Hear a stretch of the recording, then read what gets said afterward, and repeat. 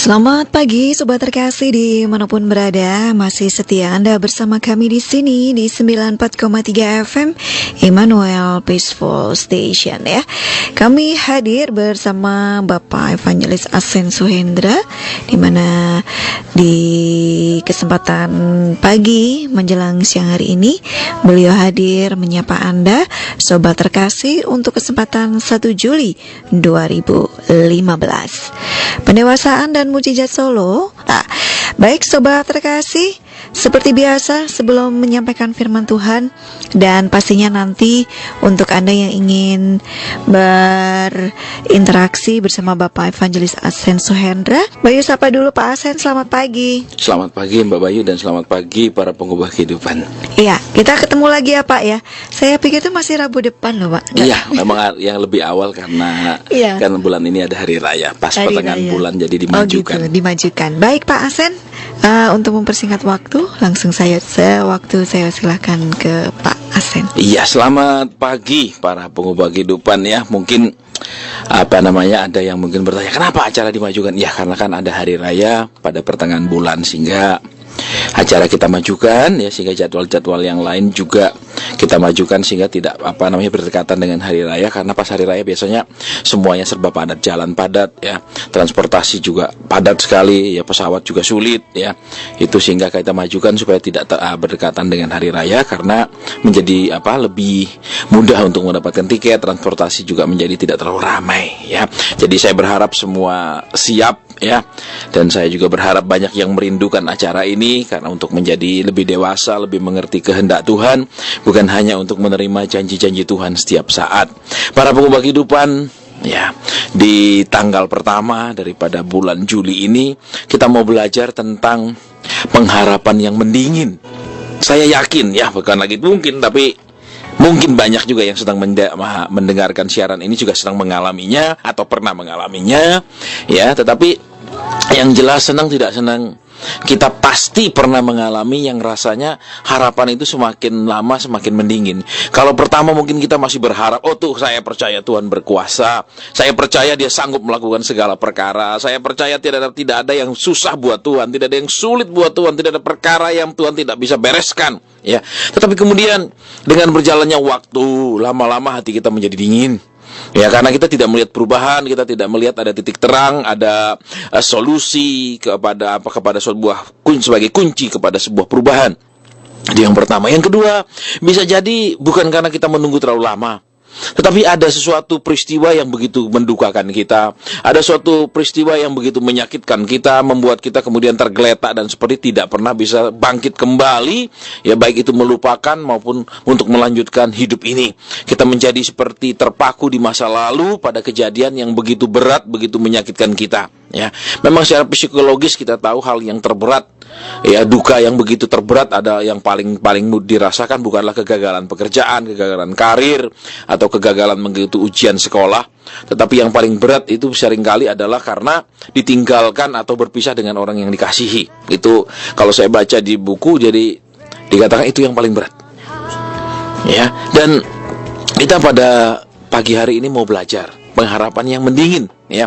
Jadi kita jangan sampai berpaku bahwa karena kita ini orang yang rohani, karena kita ini sudah berpengalaman dengan Tuhan, karena kita ini sudah mengalami Tuhan, sudah punya banyak kesaksian, kemudian kita akan merasa kita kebal, kita akan merasa kita kemudian tidak akan pernah bisa mengalaminya, tidak akan mungkin itu terjadi dalam hidup kita. Kita akan punya iman yang tidak tergoyahkan, kita akan punya pengharapan yang begitu teruji dan tidak akan pernah hilang ataupun mengering dalam hidup kita ya. Karena kalau kita mau perhatikan sekarang, saya akan ambil pembacaan daripada kitab kita, daripada kisahnya Yakub ya, di dalam kitab Kejadian pasal 45 ayat ke-26.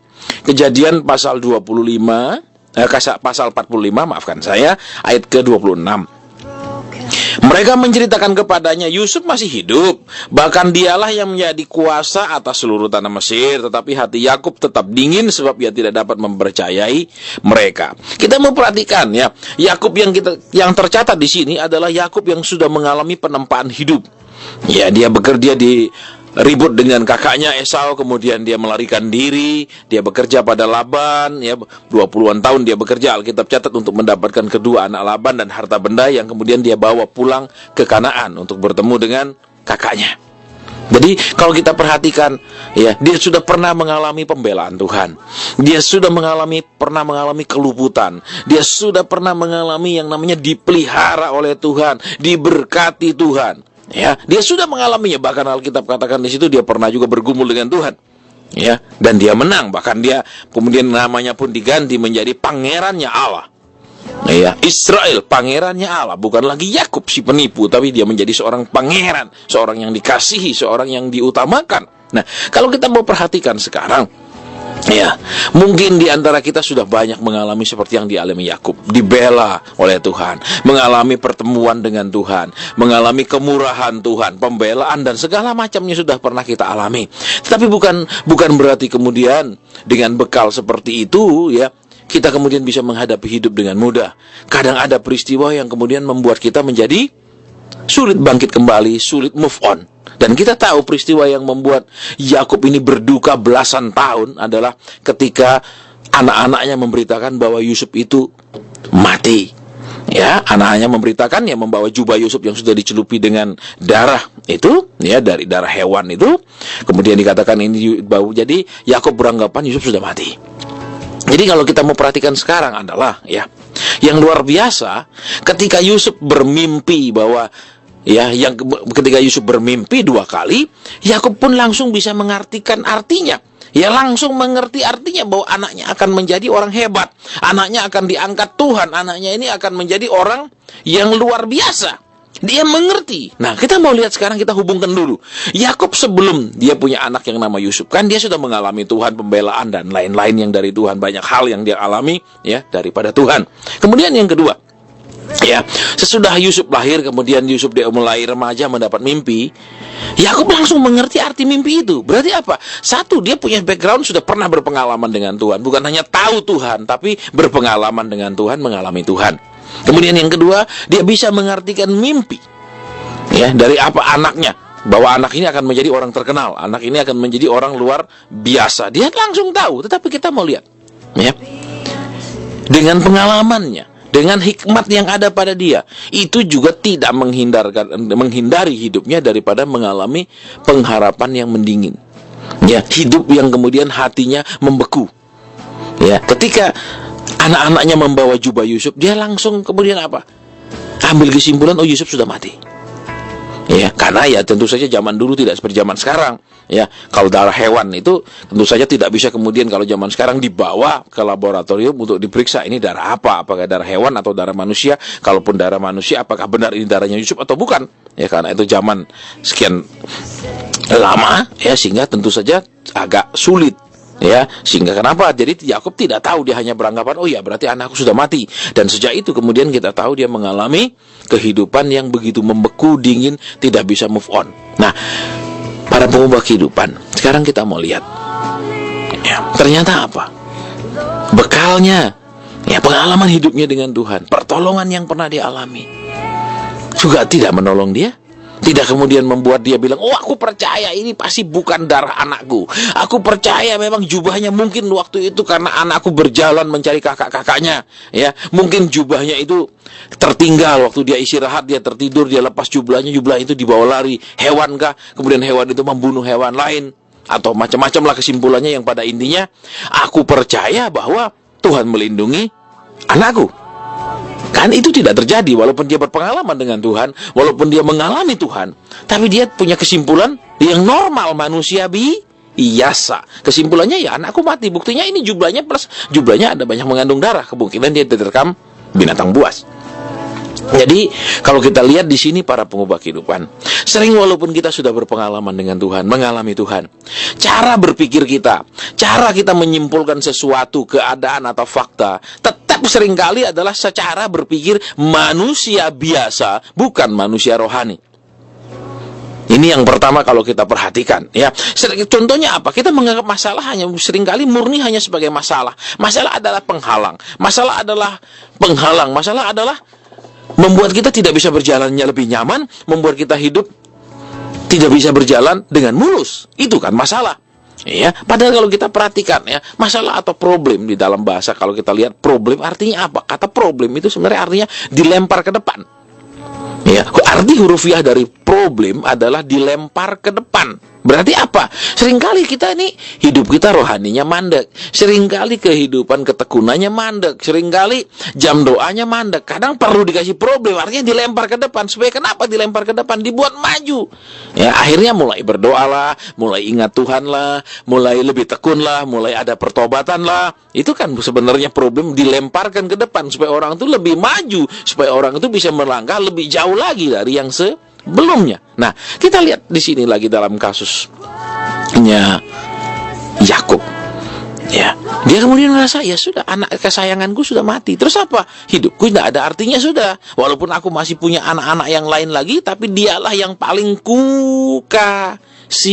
Kita mau lihat yang kedua. Ya, seringkali kita tahu. Ya, kadang-kadang apa yang paling kita kasihi? Kadang-kadang kita bilang, oh Tuhan adalah segalanya. Ya, kita akan nyanyikan lagu-lagu bahwa ada syair yang bunyi kaulah segalanya. Padahal belum tentu itu segalanya. Ya, saya pernah mengalami, ya, ketika itu terbukti bahwa saya mengasihi bukan Tuhan menjadi segalanya, tetapi rumah cicilan saya menjadi segalanya. Ya, waktu saya masih bekerja, saya bisa mengambil kredit perumahan, kredit KPR, ya, kredit rumah. Kemudian ketika saya menjadi hamba Tuhan, saya menerima panggilan, saya harus meninggalkan pekerjaan saya. Tentu saja tidak kemudian saya menerima gaji ataupun menerima berkat dari banyak anak Tuhan. Ya, semuanya dimulai dari nol sehingga saya kesulitan membayar kredit rumah saya kesulitan membayar cicilan bulanan rumah saya. Dan dalam kondisi saya terlambat membayar berapa bulan, ya, bank sudah memperingatkan saya bahwa kalau saya tidak bisa bayar, maka mereka akan sita jaminan rumah saya dan akan dilelang. Karena ini sudah macet berbulan-bulan. Nah, dalam kondisi susah, dalam kondisi terjepit, dalam kesesakan, saya berdoa kepada Tuhan dengan doa yang penuh kepahitan. Saya katakan kepada Tuhan begini, Tuhan, saya melayani orang. Saya Engkau pakai menolong orang-orang, tetapi sekarang saya tidak bisa bayar cicilan rumah saya. Rumah saya sudah siap akan disita jaminan dan kemudian akan dilelang. Ya, mana orang-orang yang Kau pakai menolong saya? Tidak ada satupun. Sementara saya dipakai Tuhan untuk menolong orang lain. Ya, saya kecewa. Kemudian yang kedua, ya, karena itu adalah rumah pertama saya seumur hidup saya. Ya, sehingga waktu saya katakan sama Tuhan, Tuhan, mulai sekarang saya berhenti saja melayani Tuhan. Mulai sekarang saya berhenti saja melayani Tuhan karena ya rumah saya mau diambil orang. Ya, di situ kemudian saya diingatkan oleh Roh Kudus bahwa saya lebih mencintai rumah saya daripada mencintai Tuhan. Jadi kelihatan dari situasi, dari kesesakan, ya, yang saya alami, ternyata terbukti, ya, lagu yang saya naikkan ke telinga Tuhan itu dengan fakta yang sebenarnya berbeda. Saya mencintai rumah saya lebih. Buktinya saya katakan kalau rumah saya sampai disita, rumah saya sampai dilelang, saya berhenti melayani. Jadi saya lebih cinta rumah daripada Tuhan. Jadi terbuktilah di sana, ya, tidak bisa dipungkiri, tidak bisa dibohongi, tidak bisa dinafikan bahwa saya cinta rumah lebih daripada Tuhan. Ya, nah kita lihat sekarang di sini. Ya, poin yang pertama tadi kita sudah belajar. Yakub sudah pernah ditolong Tuhan, dibela Tuhan dan macam-macam. Tetapi ternyata dia melihat masalah sebagai sebuah masalah, murni sebagai sebuah masalah. Ya, yang kedua kita perhatikan, ya, dia mencintai anaknya begitu luar biasa, melebihi cintanya kepada anak-anak yang lain. Ya, sehingga walaupun dia dihibur oleh anak yang lain, tidak ada artinya kehadiran anak-anak yang lain itu bagi dia, karena dia lebih mengasihi Yusuf daripada semua yang lain. Jadi yang kedua, tanpa disadari seringkali hidup kita ini punya level atau prioritas kasih. Ya, prioritas kasih. Contohnya, ya, kalau suami istri sama anak, kadang-kadang kalau mereka masih bulan madu, ya tentu saja ya akan mengasihi pasangannya, mengasihi istri atau mengasihi anak. Tapi kadang-kadang kalau sudah menikah lama, ya, kemudian apa? Cinta itu mulai beralih, mulai transmigrasi dari mengasihi pasangan seringkali hanya mengasihi anak. Makanya sering kalau saya melayani konseling, banyak ibu-ibu mengatakan, aduh Pak, sebenarnya kalau saya tidak lihat anak saya sudah tinggalkan suami saya. Sebenarnya kalau saya nggak lihat anak saya sudah istilahnya saya mau mengajukan cerai saja. Kenapa? Akhirnya dari mencintai pasangan kemudian hanya mencintai anak. Terjadi krisis kasih, mengurangi kasih kepada pasangan, dan kemudian ya sebagian sisa kasih itu kepada anak. Ya, berarti ada prioritas yang berubah, ada prioritas kasih yang kelihatan dengan nyata. Nah, kalau kita perhatikan di dalam kasus Yakub ya, kita mengerti ya bahwa Yakub ini sekalipun dia berpengalaman dengan Tuhan, ternyata ada sifat-sifat daripada Tuhan yang belum ada pada hidupnya. Ya, kita tahu Yesus mengasihi baik orang kudus maupun orang berdosa. Dia tidak hanya mengasihi orang yang hidup kudus, tapi dia juga mengasihi orang yang hidup berdosa. Sama kasihnya buat setiap orang, entah orang itu sudah hidup benar atau masih hidup dalam dosa. Sama. Ya kan, tidak pernah dikatakan bahwa kalau kita sudah hidup kudus Tuhan akan lebih mengasihi kita. Tidak, kasihnya sama. Bahkan Alkitab katakan dia rela mati buat kita ketika kondisi kita masih berdosa. Jadi kasihnya tidak pernah berubah. Cuman bedanya adalah sikap kita, pertobatan kita, pengenalan kita. Semakin sikap kita berubah, semakin pengenalan kita berubah, semakin pertobatan kita lebih dalam, semakin akan kita merasakan, menyadari bahwa Tuhan itu memang sangat mengasihi kita. Kasih yang tidak kemudian sepanjang waktu terus bertambah karena kita semakin bertobat. Tidak, kasih yang tetap sama. Ya, waktu kita berdosa juga dia mengasihi kita. Cuman seringkali kalau dia tegur kita marah.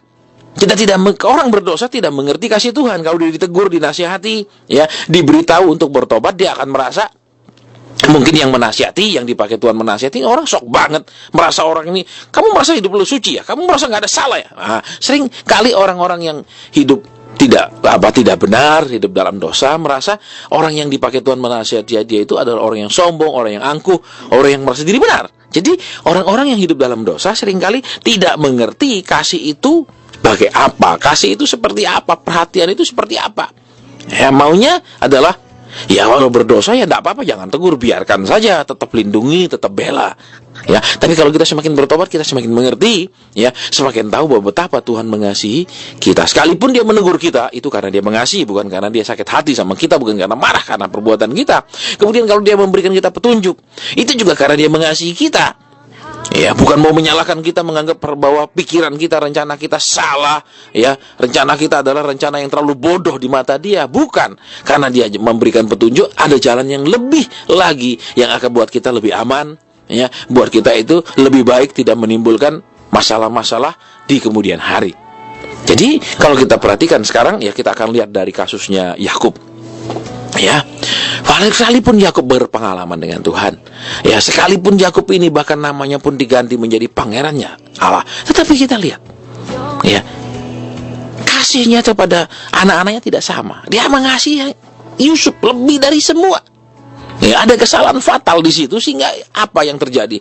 Timbullah iri hati daripada kakak-kakaknya Yusuf, saudara-saudaranya Yusuf ini jadi iri hati karena kasih itu tidak sama.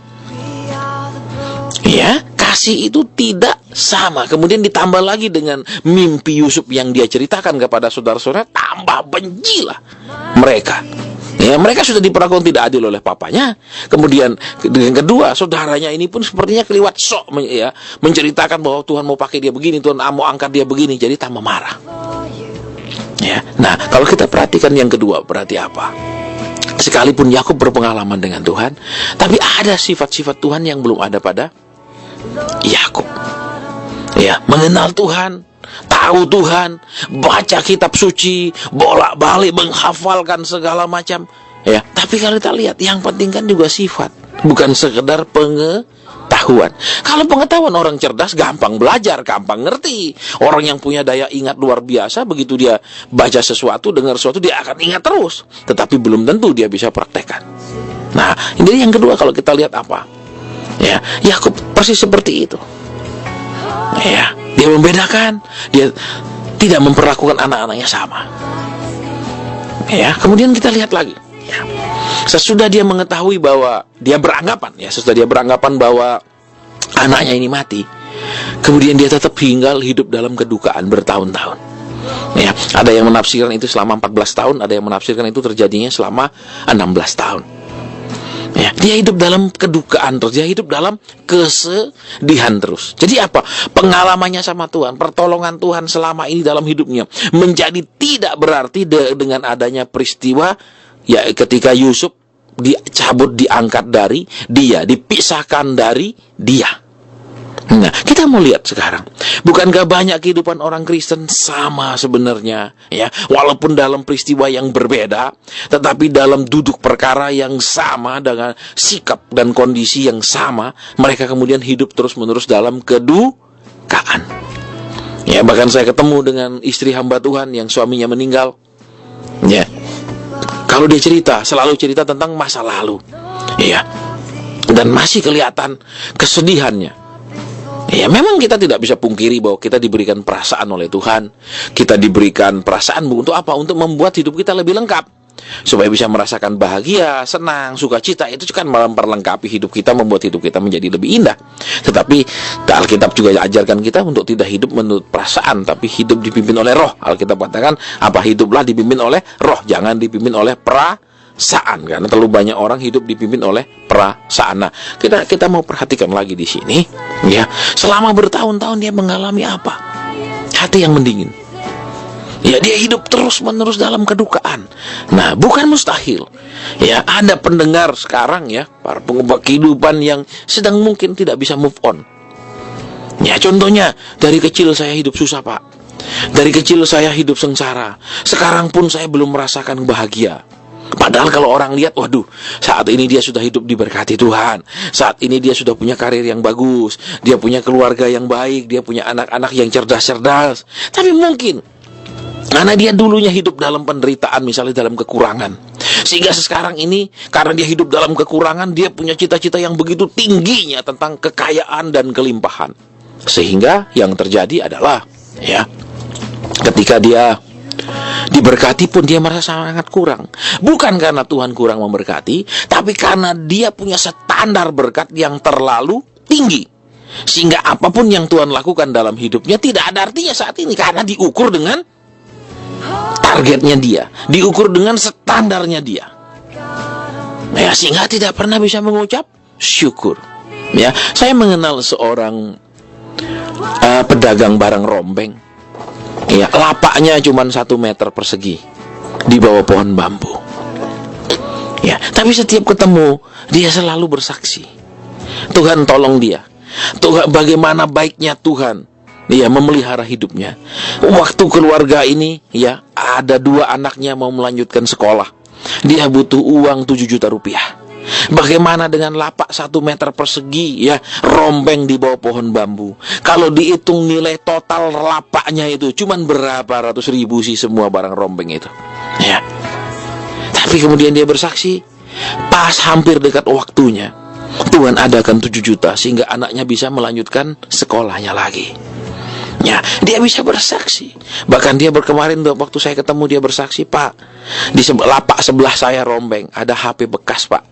Itu teman saya sudah punya itu kula itu sudah beberapa lama, ndak ada orang sentuh, Pak, ndak ada orang beli itu. Akhirnya teman saya itu, kalau istilahnya di sana diculke lah, dilemparkan ke lapak saya, ini kamu bantu saya jual. Nah, belum lama katanya baru ditaruh itu barang di tempat dia, di hari yang sama itu HP laku.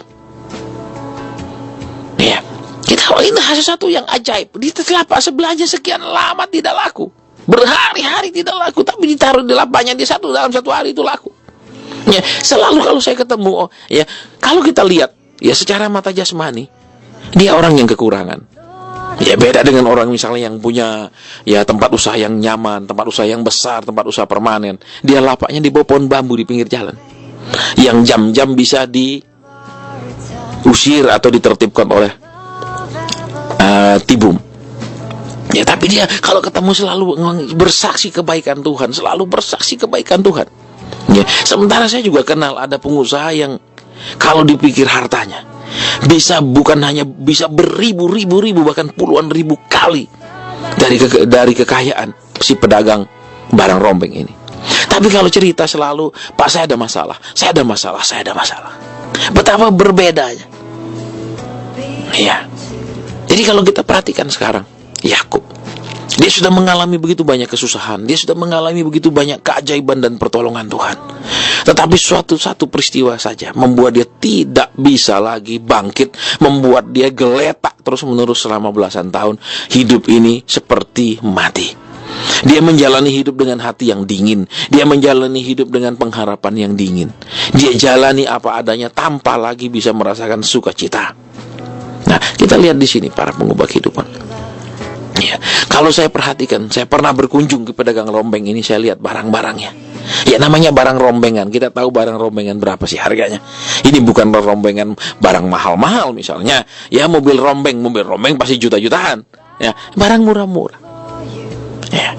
Tetapi kalau dia bertemu selalu ada sukacita, dia tertawa, dia tersenyum, dia bersaksi bahwa Tuhan tolong dia, Tuhan tolong dia, Tuhan tolong dia. Ya, dia bisa menikmati hidup. Kalau kita bandingkan, ya, mungkin dengan standar beberapa di antara kita, gitu saja kok bisa bersyukur, gitu aja kok bisa terima kasih. Ya, dia bisa mengucap syukur atas perkara-perkara yang buat dia dahsyat Tuhan lakukan. Sementara kita banyak tidak bisa mengucap syukur karena standar kita terlalu tinggi.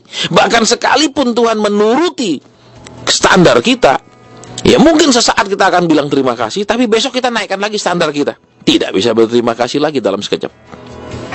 Jadi kalau kita perhatikan di sini Yakub, dia masih dikelilingi oleh anak-anaknya. Ya, kita tahu dia punya anak 12, masih ada 11 anak kan yang mengelilingi dia. Tetapi kehadiran mereka semua tidak ada artinya buat dia.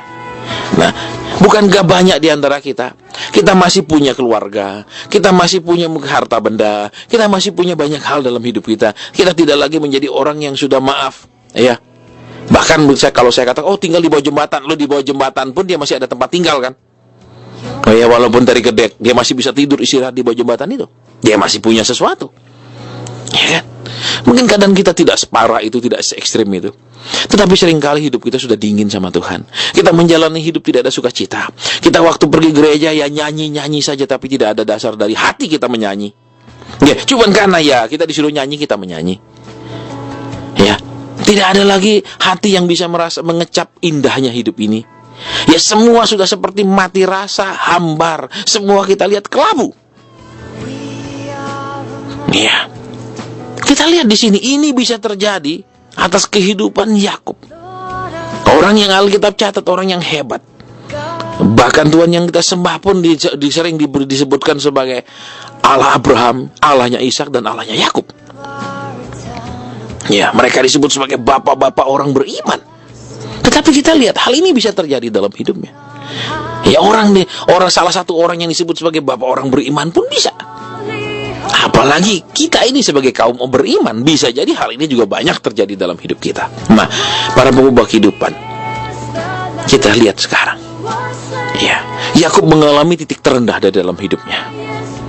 Dia hidup, tetapi kita tahu, ya, ketika anak-anaknya membawa jubah itu kepadanya, ya, kita tahu apa yang dia katakan. Ya, kita tahu apa yang dia katakan. Dia bilang, biarlah aku mati. Ya, ataupun dia katakan biar aku ini yang ubanan ini turun ke dunia orang mati dengan hati yang sedih. Kita perhatikan di sini. Ya, kalau kita mau komplain, kalau kita mau mengeluh, terlalu banyak hal yang bisa kita keluhkan di bumi ini. Tetapi juga kalau kita masih mau bersyukur, terlalu banyak hal yang kita bisa bersyukur. Saya sering pelayanan rumah sakit. Kalau saya pelayanan rumah sakit, saya lihat orang sudah pakai selang. Ya, dan itu bayar, oksigen bayar, ya. Sedangkan saya kalau olahraga, naik sepeda, macam-macam, saya bisa bernafas sekuat-kuatnya, sebanyak-banyaknya saya sedot, saya hisap itu udara dan tidak bayar, tidak ada tagihannya. Itu pun sebenarnya sudah kita bisa bersyukur. Kedua, saya bisa tidur nyenyak di rumah. Coba kita tidur di rumah sakit, ya. Namanya rumah sakit seenak apapun, ya, dibuat seenak apapun, saya yakin semua orang akan merasa lebih enak tidur di rumah sendiri. Mungkin kamar kita tidak ada AC-nya, di rumah sakit full AC. Mungkin kamar kita tidak ada TV-nya, di rumah sakit ada TV-nya. Saya yakin orang yang normal tidak ada satupun bilang lebih enak tinggal di rumah sakit. Kenapa? Karena sakit itu menyusahkan, sakit itu tidak nyaman, sakit itu merepotkan, sakit itu membuat hidup kita menderita.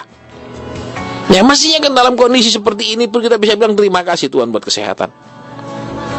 Ya, kita lihat sekarang apa? Pandangan kita selalu kepada yang kita ingin capai.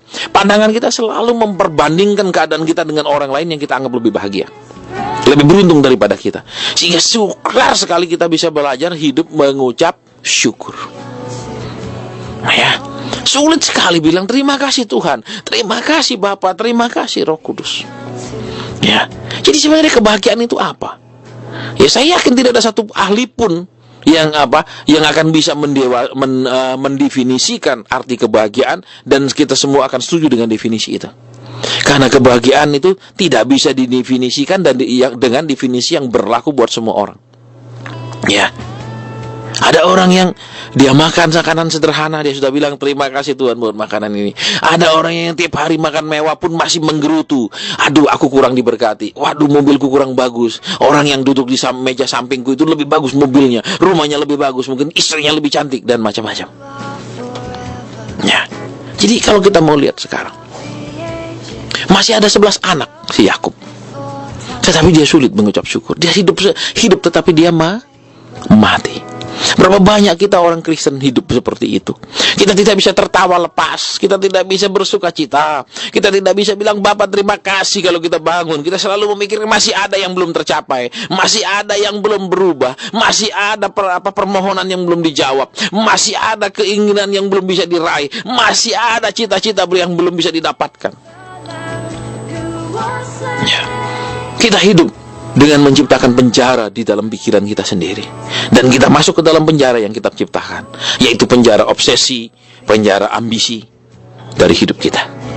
Saya tidak mengatakan bahwa kemudian Pak kita nggak boleh punya cita-cita. Salah, tidak punya cita-cita juga salah. Hidup tanpa tujuan kan, hidup tanpa target.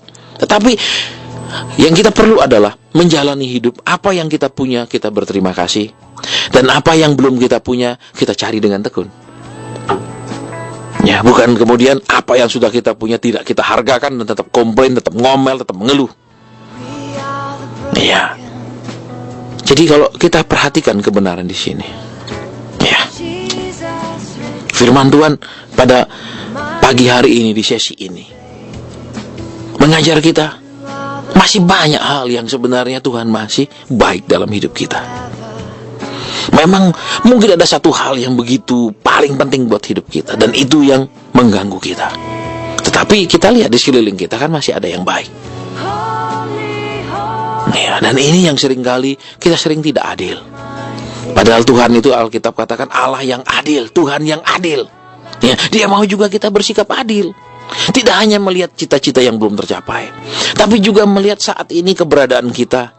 Kalau kita dari lahir sampai hari ini masih panjang umur, kita bersyukur. Banyak bayi yang gugur janin yang gugur. Entah digugurkan atau karena kondisi harus digugurkan, mereka tidak pernah lihat bumi ini, mereka tidak pernah dilahirkan. Kedua, banyak bayi masih balita sudah mati. Ya, karena angka kematian balita yang cukup tinggi. Mereka tidak bisa seumuran seperti kita saat ini. Ya, seperti saya sudah umur 50 tahun. Mereka banyak belum di bawah 5 tahun sudah mati. Banyak juga yang meninggal ketika masih remaja. Mestinya dengan kehidupan kita diberikan umur seperti ini, kita bisa bilang Tuhan terima kasih. Tapi banyak bilang, waduh Bapak, kalau bisa biar Tuhan panggil saya, biar Tuhan cabut saja nyawa saya sudah tidak sanggup lagi melewati hidup ini, terlalu berat. Kita melihat dari sisi yang mana? Kita tidak melihat dari sisi dalam kesulitan pun, dalam masalah pun Tuhan masih bersama kita. Sampai kita masih ada hari ini itu kan karena Tuhan pelihara kita. Masih kita bernapas hari ini, masih kita bisa pergi bebas, menjalankan aktivitas, kegiatan, tugas kita dalam hidup kita. Itu karena Tuhan beri kita kekuatan. Kita tidak adil ya, karena yang kita lihat selalu hal yang paling mengganggu dalam hidup kita, yang paling menyakitkan kita, dan cita-cita yang belum teraih dan tercapai. Kita tidak adil, kita hanya memandang satu sudut saja, satu sisi saja. Kita tidak melihat sisi yang lain. Para pengubah kehidupan, kita mau lihat apa? Sekalipun ya Yakub tahu mimpi anaknya artinya apa, tetapi kemudian ada satu peristiwa, ya kan, yang diambil kesimpulan bahwa si Yusuf sudah mati. Ya, dia orang beriman. Ya, dia salah satu tokoh iman Alkitab. Tapi kita lihat, dia tidak pernah ingat lagi bahwa Tuhan itu Tuhan yang setia. Tuhan itu Tuhan yang tidak pernah berkata dan kemudian menyesali perkataannya, kemudian membatalkannya. Firman Tuhan katakan dengan jelas bahwa janji Tuhan itu adalah janji yang murni, janji yang teruji seperti perak yang dimurnikan 7 kali. Begitu murninya, tidak ada campurannya. Ya.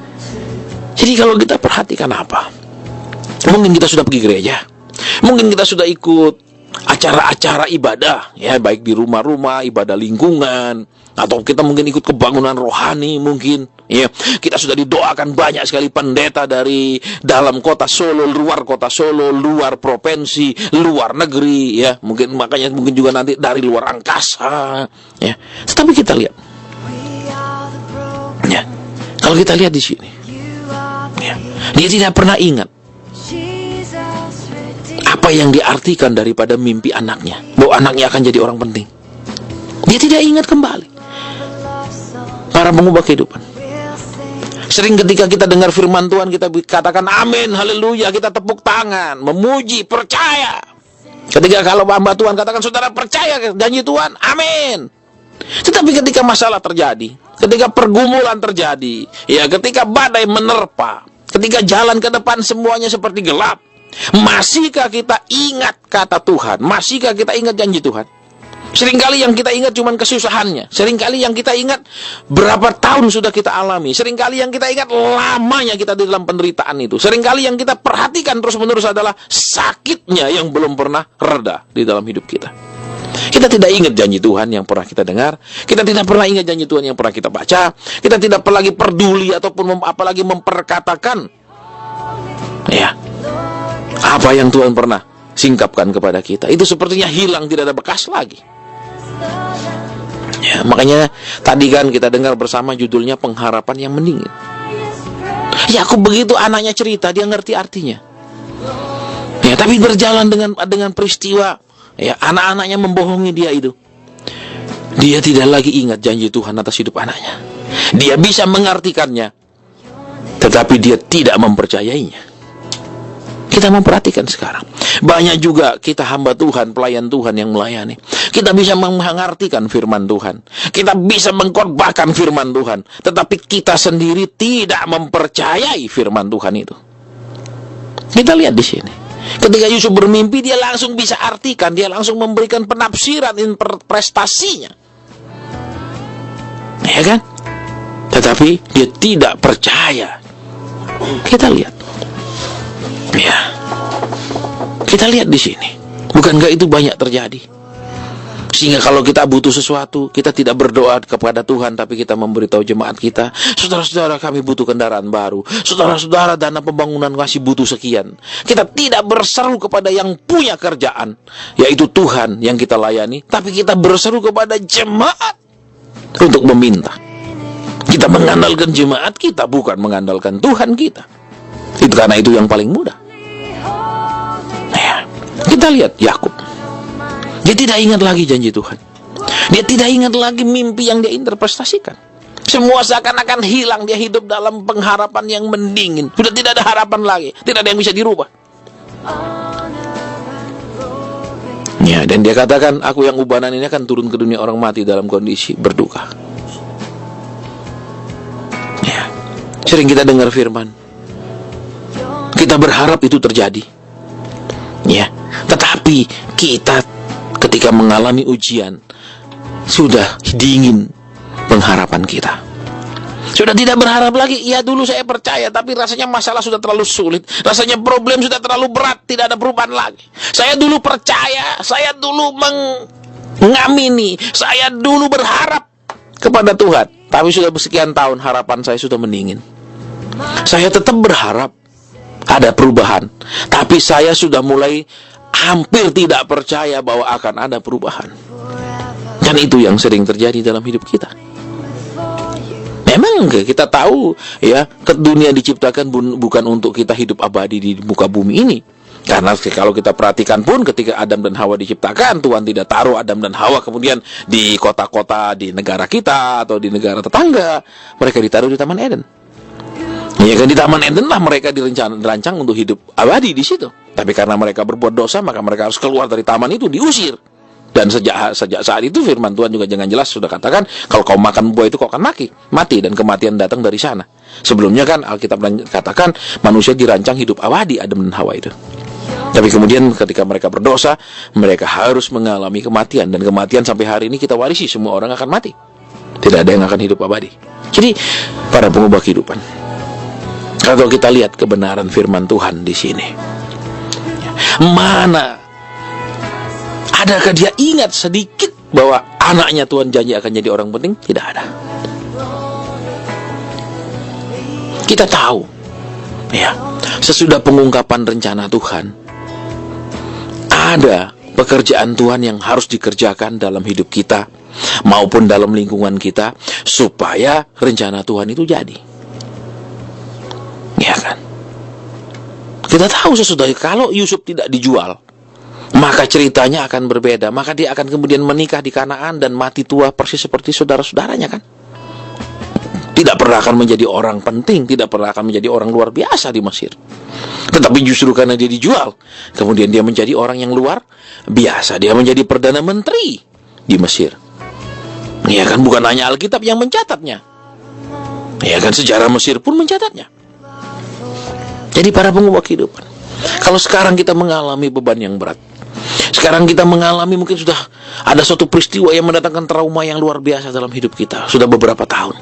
Hidup kita terasa hambar, kelabu, tidak ada artinya lagi. Ya.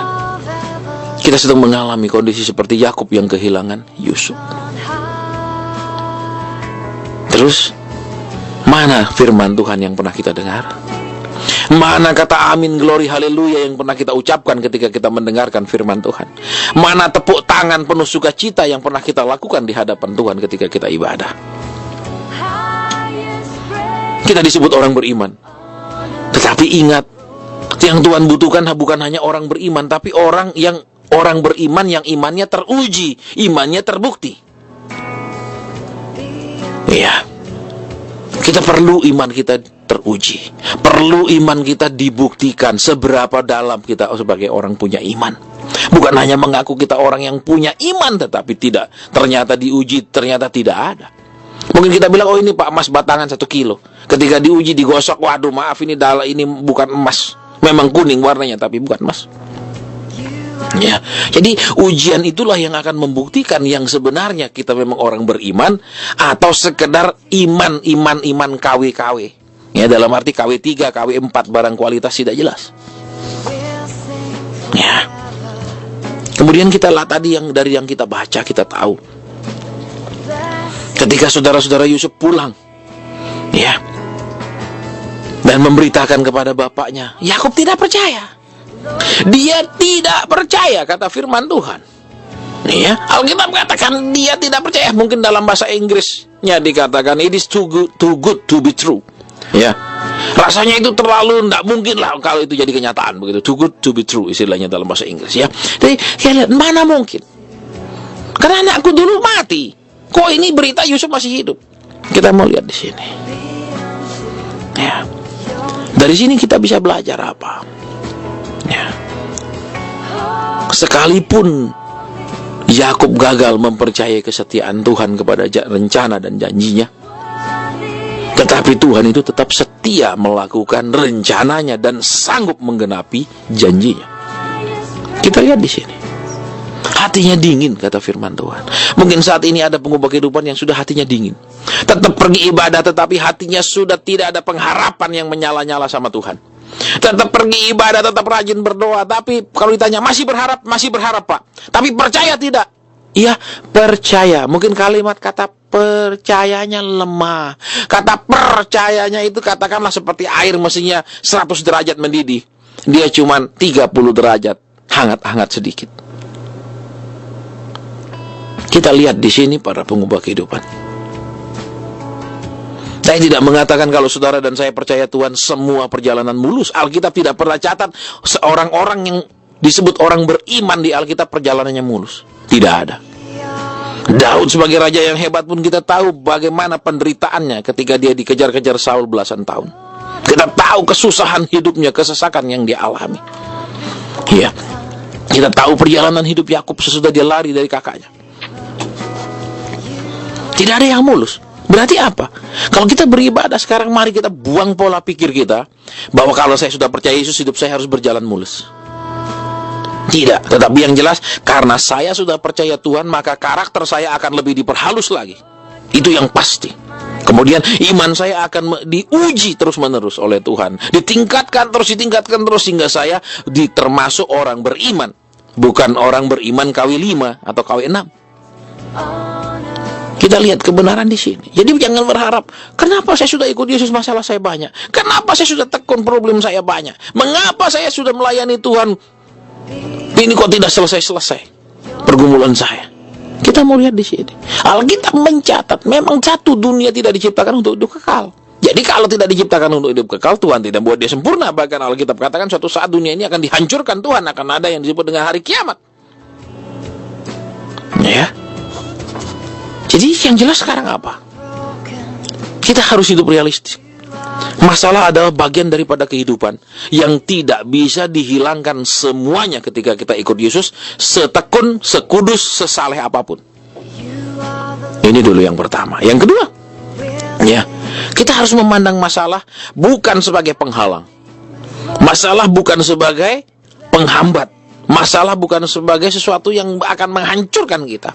Tapi masalah adalah sebagai tangga untuk semakin percaya, semakin beriman, semakin tekun, semakin naik terus secara rohani kepada Tuhan. Yang ketiga,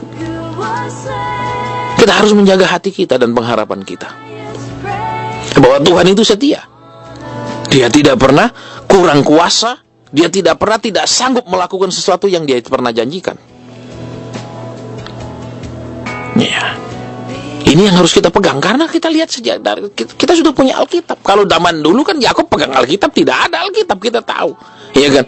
5 kitab Pentatuk yang dibuat oleh Musa itu kan baru dibuat sesudah zaman Musa, itu jauh ratusan tahun sesudahnya kan? Iya kan? 400 tahun sesudahnya. Terus apa yang Yakub pakai pegangan kalau waktu itu tidak ada Alkitab, tidak ada kitab suci? Kita sekarang sudah punya kitab suci, sudah pernah dengar ada begitu cerita Alkitab yang lengkap. Terus kenapa kita seperti hidup tidak punya pegangan? Stres, bingung, susah. Ya. Kita bisa menanggapi masalah hanya sebagai masalah. Tetapi kita juga bisa menanggapi masalah sebagai tangga untuk lebih dekat dengan Allah. Para pengubah kehidupan, kita hampir selesai di sesi pemberitaan firman Tuhan. Sekarang apa sih yang membuat hati kita ini dingin? Pengharapan kita dingin. Kita mau periksa. Iya, jangan mengandalkan pengalaman masa lalu dengan Tuhan. Karena kita akan terus diperbaiki oleh Tuhan. Kita akan terus dikuduskan oleh Tuhan. Karakter kita akan terus diperhalus oleh Tuhan. Karena firman Tuhan dengan jelas katakan, hendaklah kita beribadah dengan cara yang berkenan. Ya, mungkin sekalipun kita sudah melakukan tata caranya, ya kan, tata cara ibadah yang seperti yang Alkitab tulis, ya kan, aturan cara beribadahnya, ya sudah kita lakukan, tapi belum tentu kita berkenan. Karena yang Tuhan urus kan bukan hanya tata cara ibadahnya, tapi orang-orang yang beribadah. Kita ingat kisah yang Tuhan Yesus catat, ya, orang Farisi yang pergi bait Allah berdoa dan pemungut cukai. Mereka dua-dua pergi beribadah.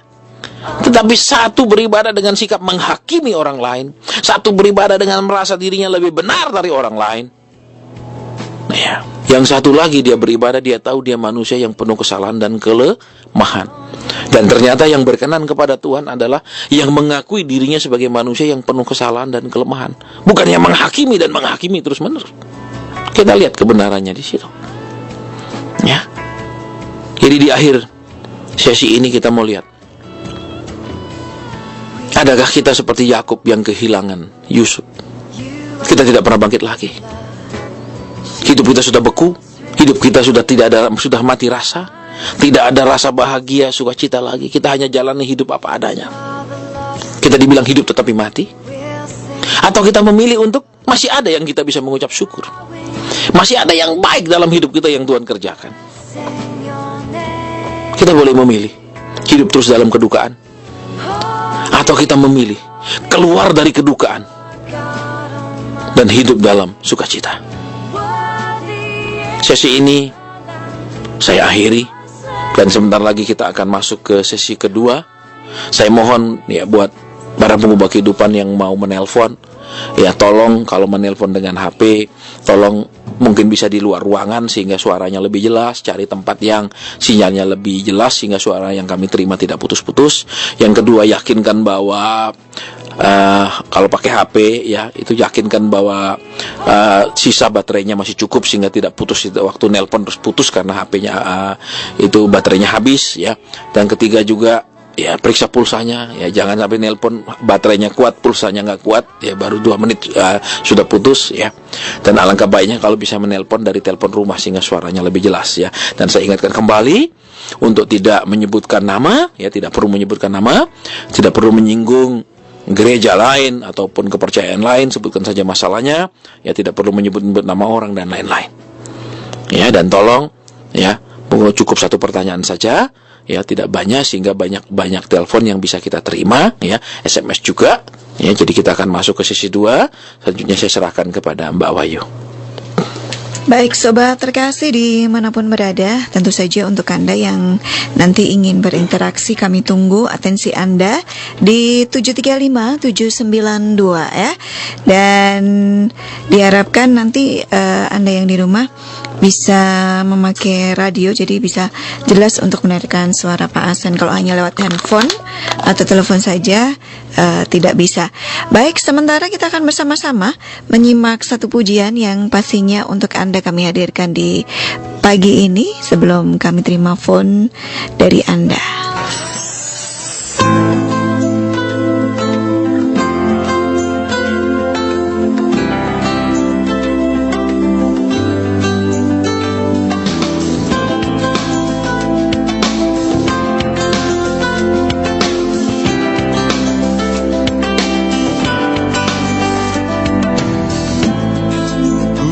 Like him, Lion and the Lamb, seated on the throne. Mountains bow down, every ocean roars to the Lord of hosts. Praise Adonai, from the rising of the sun till the end of every day. Praise Adonai, all the nations of the earth, all the angels and the saints sing praise.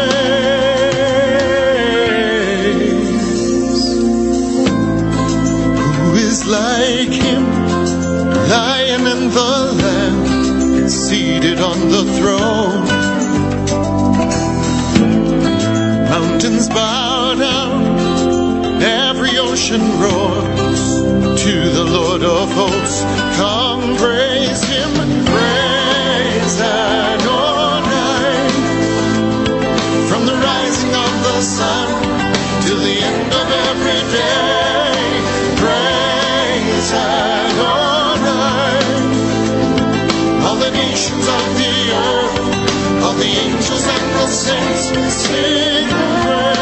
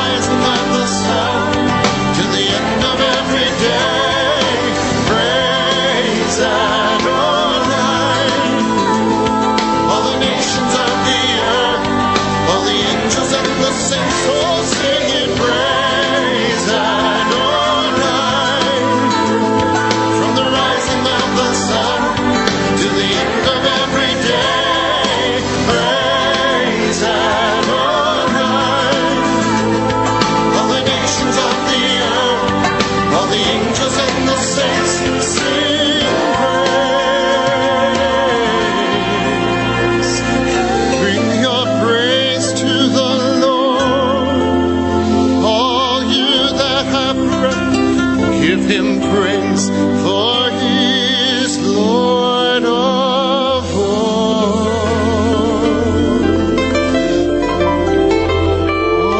the stars in their courses, they sing their praise to the Lord.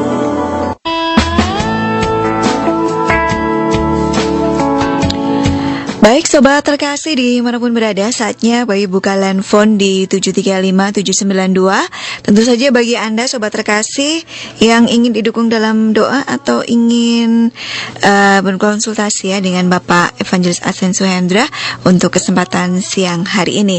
Dan sebelum Bayu terima phone dan langsung Bayu terima kembali untuk Anda yang ingin bergabung di 735-792. Dan mungkin Anda yang ingin berinteraksi langsung saja ya, phone di kesempatan siang hari ini. Halo Shalom, selamat siang. Halo, selamat Iya, siang. langsung saja Pak, monggo. Terima kasih firman-Nya. Saya memang sedang hambar. Iya Pak. Saya tidak begitu nyaman ingin memperbaiki. Yang kedua, apakah kira-kira ada titik yang ada terhadap hidup saya? Terima kasih. Baik Pak. Iya begini, boleh saya tanya sedikit Pak ya. Yang buat hambar hidup Bapak ini sekarang peristiwa apa Pak, atau kondisi apa? Karena apa ya, melihat gereja saya. Oh begitu. Baik Pak, jadi begini Pak ya, saya perlu sampaikan bahwa mungkin ini perkara yang agak sensitif untuk saya jawab di di radio. Mungkin kalau masalah keluarga ya bisa lebih saya bisa jawab dan menjadi situasi yang lebih netral. Sedangkan karena Bapak saya tadi sebut gereja, memang mungkin saya agak serba salah juga kalau saya jelaskan, karena ya ada batasannya untuk menyampaikan di media seperti lewat radio atau media tertutup begitu. Baik, tapi saya akan jawab begini Pak. Ya, Bapak ingat Sakeus Pak? Ya. Kan badannya pendek Pak ya. Ya. Waktu mau ketemu Yesus kan nggak bisa kelihatan, betul? Oke ya. Ya akhirnya dia naik ke pohon ara kan. Nah, yang menghalangi pandangannya ketemu Yesus siapa itu Pak? Ya, karena pendek. Karena dia pendek, terus orang-orang depan dia tentu saja lebih tinggi ya. Ya, ya. Kalau dia lebih tinggi dari orang-orang yang di depan dia tetap ngelihat Yesus kan? Ya. Nah, jadi mungkin saya akan jawab dari sana Pak. Ya mohon maaf ini mungkin kalau kurang berkenan Pak ya. Ya. Jadi begini, kan Sakeus ingin ketemu Yesus nih Pak, ingin lihat kayak apa sih model yang nama Yesus itu. Tapi karena dia pendek, dia kan terhalang orang-orang lebih tinggi. Nah, jadi bisa saja satu, memang orang-orang itu ya tanpa disadari kan, karena mereka ada di depannya Sakeus jadi penghalang karena tinggi badan mereka kan. Ya. Itu yang pertama. Ya bisa juga begini Pak ya. Memang tanpa disadari bisa kami ini hamba Tuhan, kami ini orang yang melayani Tuhan, bisa lewat pendirian kami, lewat sikap kami, tutur kata kami, kesalahan kami, bisa menjadi penghalang orang untuk ketemu Yesus Pak. Ya. Itu saya sebagai hamba Tuhan juga saya harus akui Pak. Ya kami tidak sempurna, seringkali juga orang tidak bisa terima. Misalnya saya sering ngomong tegas, masa hamba Tuhan setegas itu nggak ada lemah lembutnya. Nah, kadang seperti itu. Jadi yang pertama, jadi ada yang memang kami tidak sadari Pak, bahwa posisi kami, berdiri kami menghalangi orang di belakang kami. Ya, itu yang pertama. Yang kedua Pak, bisa juga karena yang terhalang itu Pak, ya dia salah berdirinya Pak. Kenapa dia berdiri di belakang kami? Dia harus naik ke pohon supaya dia tidak terhalang kan Pak? Ya, berarti apa yang harus Bapak lakukan supaya tidak terus terhalang oleh orang-orang yang ada di depan Bapak sekarang? Entah di depan mimbar kah, entah di atas mimbar kah ya Pak ya? Ya. Ya, Bapak harus imannya naik Pak. Ya. Imannya naik, kesungguhannya sama Tuhan naik, sehingga apapun yang terjadi di depan Bapak tidak mempengaruhi Bapak lagi, karena Bapak sudah lihat Yesusnya. Nggak lihat misalnya hamba-hambanya Yesus, nggak lihat pelayannya Yesus punya kelakuan Pak. Ya. Iya, jadi mungkin itu yang saya bisa jawab sementara ini Pak. Untuk yang kedua, apakah mungkin ada kutukan terhadap saya, mungkin keluarga saya? Baik, kita akan berdoa Pak ya. Ya. Nah, kita akan berdoa. Mungkin apakah ada suatu kutukan atau ada sesuatu yang tidak disadari terjadi di dalam hidup keluarga Bapak ya, sehingga Bapak mungkin saat ini banyak mengalami hal-hal yang tidak nyaman kan begitu. Ya. Ya, baik, nanti saya minta Pak Markus pimpin kita dalam doa. Mungkin ada petunjuk Tuhan tentang apakah ada suatu kutukan atau ada pekerjaan kuasa gelap atau ada hal yang mungkin nasihat Tuhan ya Pak ya. Tidak semua yang buruk itu karena kutukan, bisa juga mungkin ada teguran atau nasihat Tuhan ya. Jadi nanti Pak Markus akan pimpin kita dalam doa ya, dan kemudian kalau ada pesan Tuhan saya sampaikan, Bapak tinggal uji kebenarannya ya. Baik, kita akan berdoa. Mari Pak Markus pimpin kita dalam doa. Mari Pak, kita sama-sama datang di hadirat-Mu. Terima kasih Tuhan untuk anugerah-Mu. Kami bawa Bapak ini di hadapan hadirat-Mu Tuhan. Tuhan, Kau singkapkan, Tuhan buka apa yang terjadi dalam hidup Bapak ini, sehingga kalau Engkau mau tegur, Engkau mau berikan nasihat, berbicaralah Tuhan. Bapak ini siap untuk Engkau nasihati, Engkau tegur, Engkau singkapkan. Terima kasih Tuhan. Di dalam nama Yesus kami berdoa. Amin. Amin. Baik Pak, jadi kalau saya boleh tanya Pak ya, begini, apakah Bapak ini termasuk orang yang punya sifat kurang sabar? Saya kira Sangat sabar? ya, Sangat sabar Pak ya? bisa kategori itu. Kategori itu ya. Baik, sekarang kita akan doa lagi Pak. Bapak katakan Bapak sangat sabar kan? Ya. Iya, baik. Sekarang gini, mungkin Bapak sangat sabar, tapi yang jadi masalah adalah caranya Pak. Nah, coba sekarang Bapak, waktu debat tadi berdoa, saya dapat kata caranya Pak. Ya. Iya, sekarang coba Bapak sabar, tapi cara penyampaian, caranya mengekspresikannya itu yang kadang mungkin perlu ditambah hikmat lagi Pak. Ya. Nah, Bapak sudah tangkap sekarang maksudnya? Tahu maksudnya. Iya, itu Pak yang jadi masalah ya. Jadi bukan hal lain ya, tapi Tuhan bilang ini loh caranya. Tapi mungkin tidak ada kutukan-kutukan. Saya tidak melihat ada Pak, cuma cara yang jadi masalah. Saya yakin Bapak sudah langsung menangkap kan, ada beberapa hal. Iya, itu yang perlu diperbaiki Pak. Ya. Iya. Terima kasih. Iya, sama-sama, Tuhan berkati Pak. Selamat siang.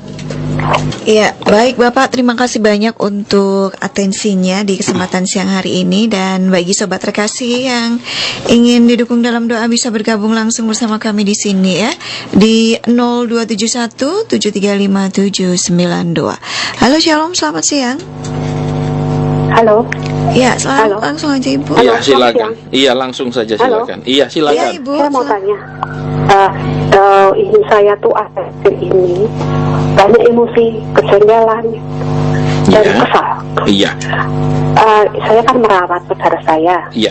yang nggak bisa apa-apa. Iya. Saya itu berusaha supaya hatinya lembut, Iya. supaya dia tuh jauh dari roh-roh jahat. Iya. Itu saya sudah berusaha untuk mencarikan pendoa, Iya. untuk mencarikan obat, tapi dia kayaknya tidak mempan. Iya. Tidak mempan.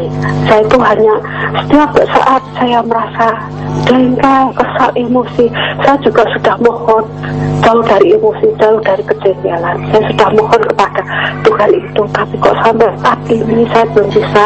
Juga saudara saya ini loh, saya sudah mencarikan orang yang pendoa, orang yang begini, hanya itu. Baik, Ya. sekarang saya mau tanya Ibu, Saya ini mohon masalahnya apa jauhkan sebenarnya? saudara saya dari roh-roh jahat yang selalu ada dalam tubuhnya dia.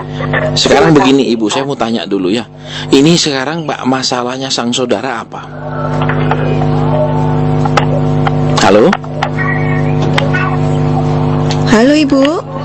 Ya, Saya mau tanya, ditanya. masalahnya saudaranya ini kenapa Ibu? Kalau dari ceritanya Ibu ini sebenarnya saudaranya ini tidak sakit, cuman ada perbuatan-perbuatan yang tidak menyenangkan.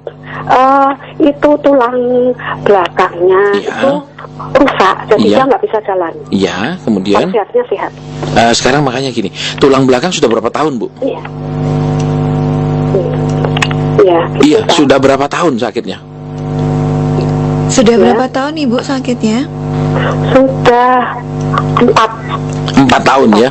Iya. Itu saudara kandung, kakak atau adik? Kandung, kakak. Kakak ya. Sudah Iya. dirawat dan lain-lain, tapi saat ini Saat ini satu rumah dengan saya. baik, sehingga ibu jadi tekanan ya. Iya, Karena sifatnya juga aneh-aneh kan. iya. Baik, kita Iya. akan berdoa buat hal ini Bu ya. Saya Iya. tidak tahu ada apa di keluarga ini. Kita akan doa Iya. apakah memang ada gangguan kuasa gelap, ada kutuk turunan yang sedang bekerja Iya. sehingga sang kakak Iya. bisa kena sakit seperti ini. Iya. Ya, ataupun ada teguran atau nasihat yang perlu Tuhan sampaikan ya. Jadi saya tidak Iya. tahu, saya tidak bisa bilang ya kalau gini ibu harus lebih sabar lagi. Nah, itu kan nasihat manusia Bu ya.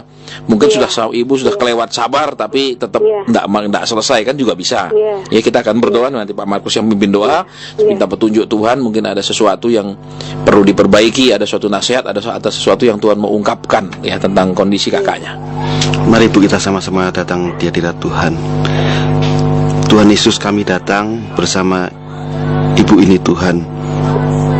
Engkau tahu keadaan ibu ini, Engkau tahu tekanan yang dia rasakan, Engkau tahu semua masalah yang di dalam hidupnya. Tuhan, kami mohon Tuhan, Engkau sendiri yang berbicara, Engkau sendiri yang menyampaikan nasihat-Mu Tuhan, Engkau sendiri yang ungkapkan sehingga ibu ini boleh mendapat kelepasan, boleh mendapatkan solusi yang tepat daripada Engkau Tuhan. Terima kasih Tuhan Yesus, terima kasih dalam nama Yesus, amin. Ibu saya mau tanya ya, Iya. Papa bagaimana sih hidupnya? Bagaimana? Papa gimana hidupnya? Oh, papa saya sudah meninggal. Iya, gimana hidupnya dulu? Hidupnya dulu juga keras terhadap dia. Itu dia. Makanya waktu doa tadi Iya. saya dengar kata papa gitu. Makanya saya tanya gimana papa dulunya. Iya. Memang keras papa kepada dia ya, perlakukan Iya. dia. Iya. Iya, baik. Jadi begini, sekarang kan sudah terungkap ya. Jadi ternyata dia punya hubungan dengan papa nggak baik. Iya. Iya, karena ya saya nggak bilang siapa yang salah dulu. Apakah dia memang nakal Iya. kemudian papa keras, atau memang papa sangat keras karakternya sehingga anak nggak nakal pun tetap dia keras. Ya kita nggak bicara hal itu. Tapi yang satu bahwa memang ada dia ini rohnya mengeluh tentang papa. Oh. Ya, tentang Iya. papanya. Nah, terus karena itu ya saya nggak tahu papa keras apakah kemudian karena sikap papa keras dia mengalami luka di batinnya Bu. Oh iya. Iya, itu di luka di batinnya. Iya. Kemudian ya gimana Bu? Ya begini Pak, tapi dia sebetulnya yang paling dicintai anaknya cuma dia. Iya, tapi papa keras sekali sama dia. Iya. Ada Iya. paradoks ya Bu ya. Apa dicintai tapi Karena dia sangat tuh sering didatangi orang-orang gitu. iya. Didatangi maksudnya minta apa gitu? Enggak. Ya didatangi ya hanya di apa itu seperti disambangi gitu loh, Oh, dikunjungi, dibesuk. dikunjungi. Iya. Ada singa, ada apa gitu. Oh, dia secara roh gitu maksudnya Bu. Iya. Dia sering iya. lihat. Iya. Baik, kalau dia sering lihat seperti itu, ya, satu dulu, ya, bisa diantara keturunannya pernah yang terlibat dalam hal-hal seperti itu, ya, sehingga ada keturunan yang lebih lanjut yang masih didekati, berusaha disambangi terus menerus oleh roh yang pernah disembah atau dekat dengan leluhur. Iya Pak, begini Pak, saya mau tanya, dia waktu mudanya dulu sering ke Tempat-tempat keramat, gitu. sering ke dukun. Oh, iya. Juga pernah pasang susu, Oh, juga itu Pak. Baik, jadi gini Bu, yang pertama ya, jadi dengan Ibu cerita saya sudah ada gambarannya. Yang pertama dulu, dia akan mengalami luka batin karena sikap papa. Iya. Nah, kemudian dengan luka batinnya ini dia kemudian pelariannya belajar aneh-aneh kan. Iya. Nah, belajar aneh-aneh sekarang kita tahu kuasa gelap itu istilahnya membela kita, melindungi kita, nolong kita tidak gratis Bu. Dia pasti Iya. nuntut sesuatu. Nah, karena itu akhirnya dia kena penyakit. Iya. Ya, kena penyakit. Jadi tidak semua, maksudnya kalau kita bikin dosa hubungan dengan kuasa gelap, tempat keramat, kemudian kita sakit, itu bisa jadi bukan karena Tuhan pukul kita Bu, tapi bisa jadi karena roh-roh yang dulu bantu kita itu nuntut. Ya, Alkitab kan bilang iblis itu adalah penipu, ya, pembunuh dan pembinasa. Iblis tidak makan kembang Bu, iblis tidak makan dikasih makan persembahan itu dia nggak makan, dia makan nyawa Bu. Ya, dengan cara dibuat sakit dan dimatikan. Nah sekarang saya mau tanya Bu, selama dia sakit ini sudah banyak pendeta yang doakan, Iya, sudah pelepasan dengan jimat-jimatnya. tapi dia tuh tidak minta, Pak. Iya. Yang minta tuh saya, supaya dia hatinya lembut, bisa menerima keadaan. Tapi dia pribadi tidak pernah minta. Enggak. Wah kalau makanya begini toh Bu, berarti kan dia memang punya luka batin yang nggak sembuh Bu intinya. Iya. Hatinya belum pulih total kan dari sikap papa. Nah sekarang ibu fokusnya hanya doakan dia dulu tentang kesembuhan luka batinnya. Iya. Nah, jadi nanti kalau misalnya ibu dia di rumah kan, ibu bisa ayo aja doanya gini Bu. Ya pimpin dia doa untuk aku mengampuni papaku. Apapun dulu yang dia lakukan, sikapnya, kekerasannya, yang kasar kepadaku, aku ampuni papa. Kalau dia sudah mau ngampuni, dia mau ikuti doa itu akan lebih mudah Bu. Yang berdoa saya ya. Iya, bisa berdoa sendiri. Aku. Ya, Iya. gitu. Jadi dia nggak bisa bergerak berarti Bu ya sekarang ini. Dia bisa, tapi saya angkat gitu loh Pak. Saya dudukkan. Iya. Baik. Jadi nanti ibu ajak dia ngomong ya bahwa kita ayo kita doa ampuni papa. Iya. Ya, ibu pimpin ya, Tuhan aku mengampuni papaku, apapun kesalahannya, kelemahannya aku ampuni dia. Iya. Terus Tuhan ampuni juga aku. Iya. Ya, yang masih memendam kesalahan papaku. Ya, terus ya tanya dia dulu masih ada simpen-simpen benda-benda aneh-aneh enggak? Wah, saya kurang tahu ya Pak ya. Tanya dia ya, ibu Oh, ya, iya. dia masih ada simpen keris kecil sekali. Oh, keris kecil. Kecil keris itu, paling cuman 12 sentian ya. Oh gitu. Iya, coba tanya. Nah, kalau dia mau itu serahkan ya. Ya. Nanti ibu antar ke hamba Tuhan ya. Kan ibu pergi ibadah kan? Nggak usah sebut gereja, ibu pergi ibadah kan? Iya. Iya, nanti antar aja ke tempat ibu beribadah, ke gembala di sana ya, serahkan itu. Oh gitu. Iya. Oh, iya. Itu bisa Iya. lebih menolong untuk kalau dia mau pemberesan semua, baru kita bisa doa buat kesembuhannya. Oh iya. Tapi kalau dia nggak mau buang itu, ya kita nggak bisa. Ada keris kecil saya lihat dia paling panjang 12 cm, 10-12 cm itu keris gitu. kecil ya. Oh iya. Itu yang masih dia simpan, tolong ditanya ibu. Iya. Iya. Iya. Baik, Iya. saya tunggu kabarnya. Iya. Iya, Tuhan Iya. berkati. Selamat siang. Selamat siang. Iya. Terima kasih. Iya.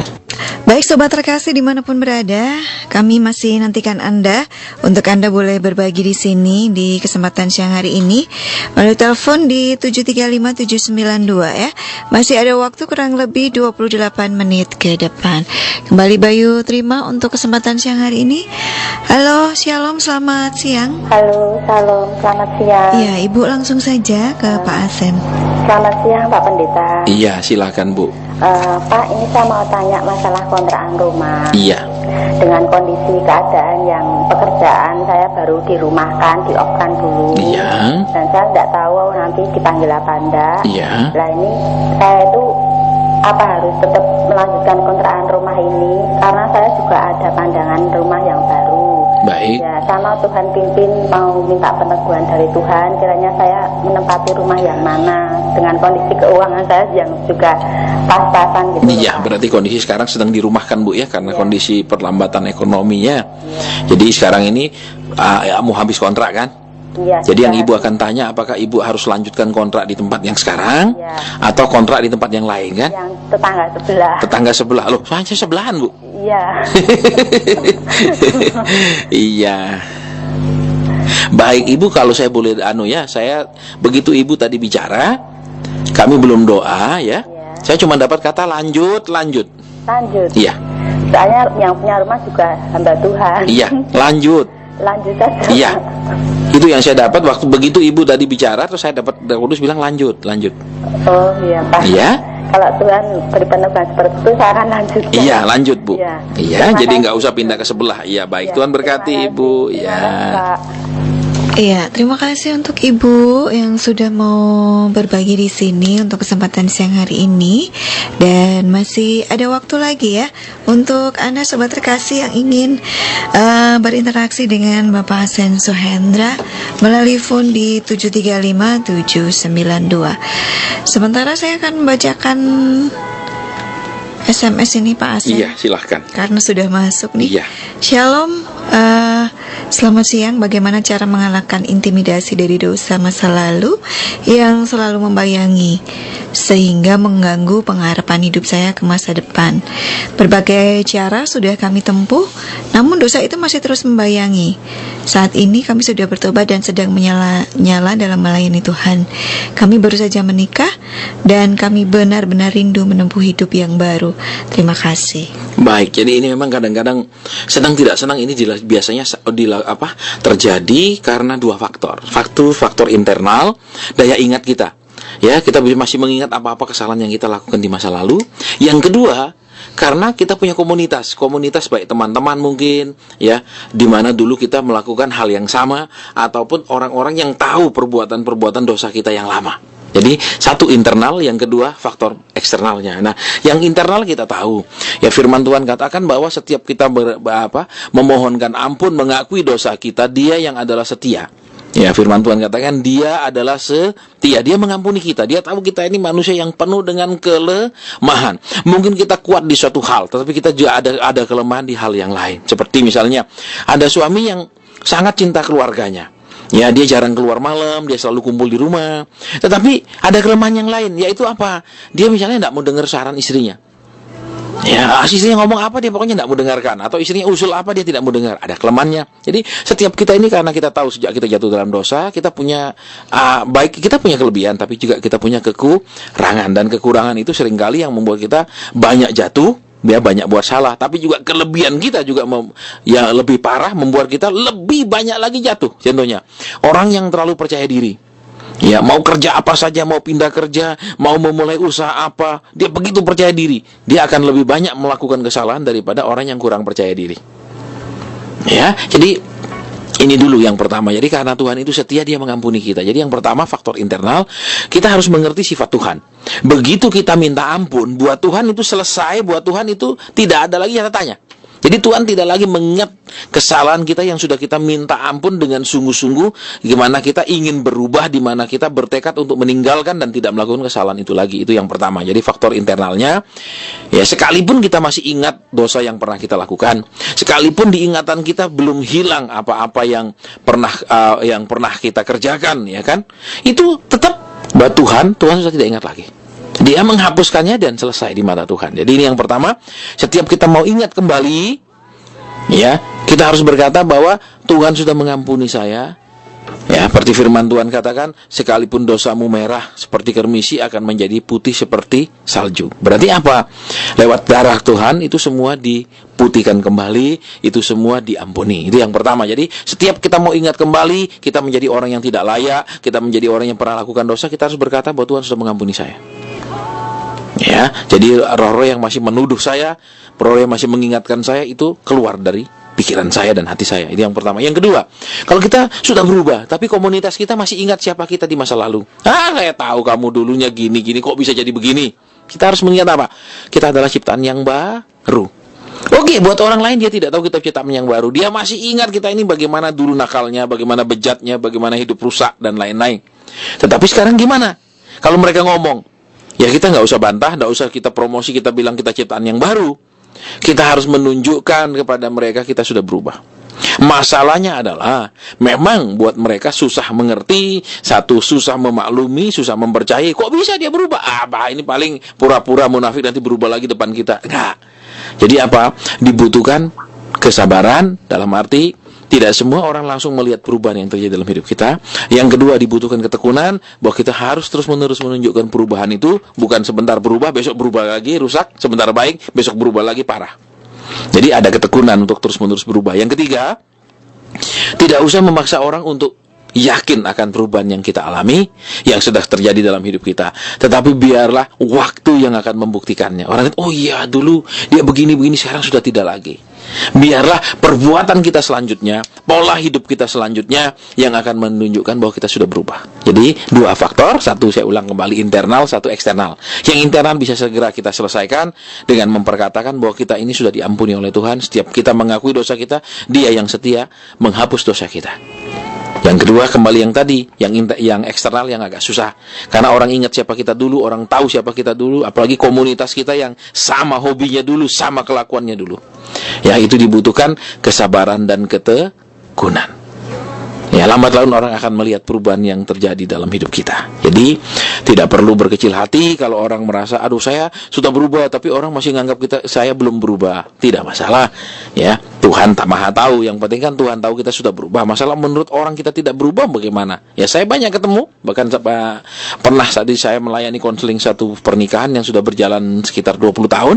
Ya, si suami bilang, selama menikah kamu tidak pernah berubah. Selama menikah saya tidak pernah merasa bahagia nikah dengan kamu. Istrinya jawab, saya ini mau berubah apanya lagi?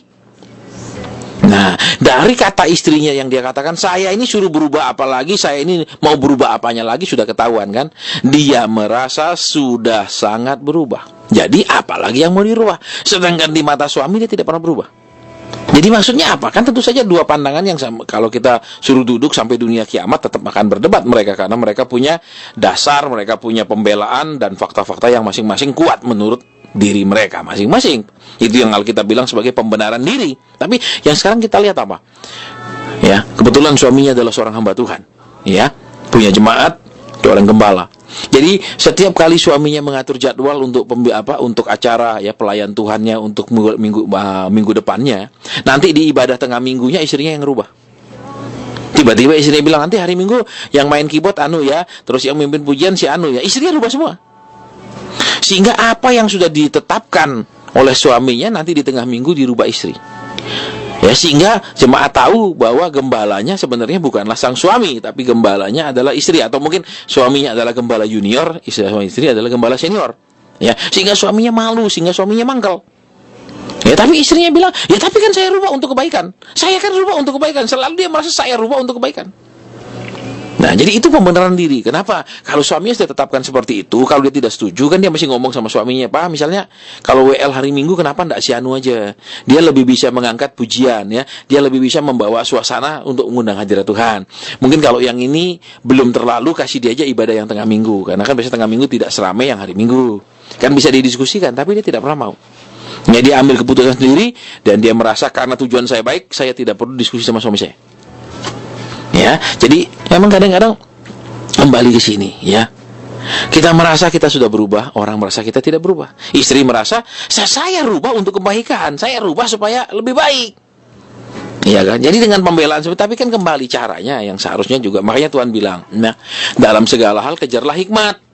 Kita harus berhikmat, seperti tadi Bapak yang pertama kan, memang tujuannya baik, ingin melihat kemajuan di gerejanya, ingin melihat pelayanan yang lebih baik, tapi cara penyampaiannya, sikap waktu menyampaikannya bisa membuat segalanya jadi berubah. Walaupun tujuannya baik, tapi kalau sikapnya tidak baik, kan tidak baik. Contohnya, ada pengemis di jalan, kita tidak dekati dia kasih uang, tapi kita main lempar saja uang dengan bahasa tubuh yang kasar, itu saja kan tidak baik. Walaupun sama uang yang sama kita lempar, ya, bukan berarti kalau kita datang kepada pengemisnya kita kasih dengan lemah lembut, ini Pak, itu uang 100 ribuan bisa menjadi 100 ribuan, tidak, tetap dia jadi 1000. Dan kita lempar pun dari mobil uang itu tetap 1000-an, tidak berubah. Tapi kan kembali ada cara, ada sikap, ada bahasa tubuh yang lebih baik. Ya, jadi seperti yang tadi dia katakan, saya sering ingat masa lalu, tidak masalah. Ya. Kenapa? Ya semua kita kan punya daya ingat. Bersyukur kita punya daya ingat. Coba bayangkan kalau kita tidak punya daya ingat. Pulang kita lihat ada perempuan di situ, ada anak-anak, kita bilang, ini siapa di rumah saya kok ada perempuan? Padahal itu istri kita. Enggak, ini kan sudah pikun berarti. Ya kan, terus ada anak-anak, ini kok jadi taman kanak-kanak rumah saya? Padahal itu anaknya sendiri. Ya, jadi bersyukur kalau kita punya ingatan yang kuat. Tapi jangan merasa tertuduh ketika kita masih ingat lagi perbuatan masa lalu kita. Ya, kenapa? Ya karena kita kembali, kita kan semua manusia punya memori, ingatan. Cuman jangan kemudian diingat dan dilakukan kembali. Masalahnya kan itu saja. Yang kedua, kalau diingat pun jangan diceritakan ulang. Ya contohnya pernah punya pacar, nanti duduk sama istri tiba-tiba bilang, yang tiba-tiba aku ingat loh pacarku yang sebelum kamu. Wah, terus diceritakan, tentu saja suasananya jadi rusak, ya kan? Dari duduk bersama dengan mesra, istri bisa sumpek. Kenapa? Kalau suami terus ceritakan mantan pacar. Sama juga dengan kalau suami terus dengarkan istrinya cerita mantan pacarnya. Yang dulu sebelum sama kamu aku sama si Anu tuh, katakan sama si Budi misalnya, ya kan? Budi itu baik banget, ya. Aku kerja dia antar jemput. Ya tuh, kalau kamu mana antar jemput, suruh aku dijemput taksi, seakan-akan suamiku supir taksi misalnya gitu, ya. Jadi terus dibanding-bandingkan gitu, tentu saja merusak sana. Walaupun tentu saja ya ingat, tidak mungkin tidak ingat dulu pacarnya siapa. Waktu saya tidak ingat sama sekali. Itu perlu dicurigai juga ya kan. Ya ingat dalam arti kita boleh ingat dan pasti akan ingat, tapi jangan dilanjutkan terus, ingat terus dan jangan diperkatakan terus, apalagi di tempat yang salah. Ya, jadi itu saja yang saya jawab. Ya kiranya cukup ada bisa mendapatkan pertolongan, bisa mendapat lebih lega lagi dari jawaban yang diberikan tadi. Baik, semoga puas dengan jawaban Pak Asen. Dan iya, masih kami nantikan Anda untuk Anda yang ingin berbagi melalui phone di 735-792. Halo, Shalom, selamat siang. Shalom. Iya, silakan. Shalom, Pak. Iya, silakan langsung Ibu. Ini saya mau tanya, itu keponakan saya itu mertuanya itu matanya kena sakit penyakit retinitis itu loh. Iya. Itu katanya urat-urat darahnya menyempit. Baik. Nah, itu sehingga mertuanya itu buta gitu loh. Iya. Tapi tidak hanya satu, itu dalam keluarga itu ada berapa yang gitu itu Pak. Baik. Iya.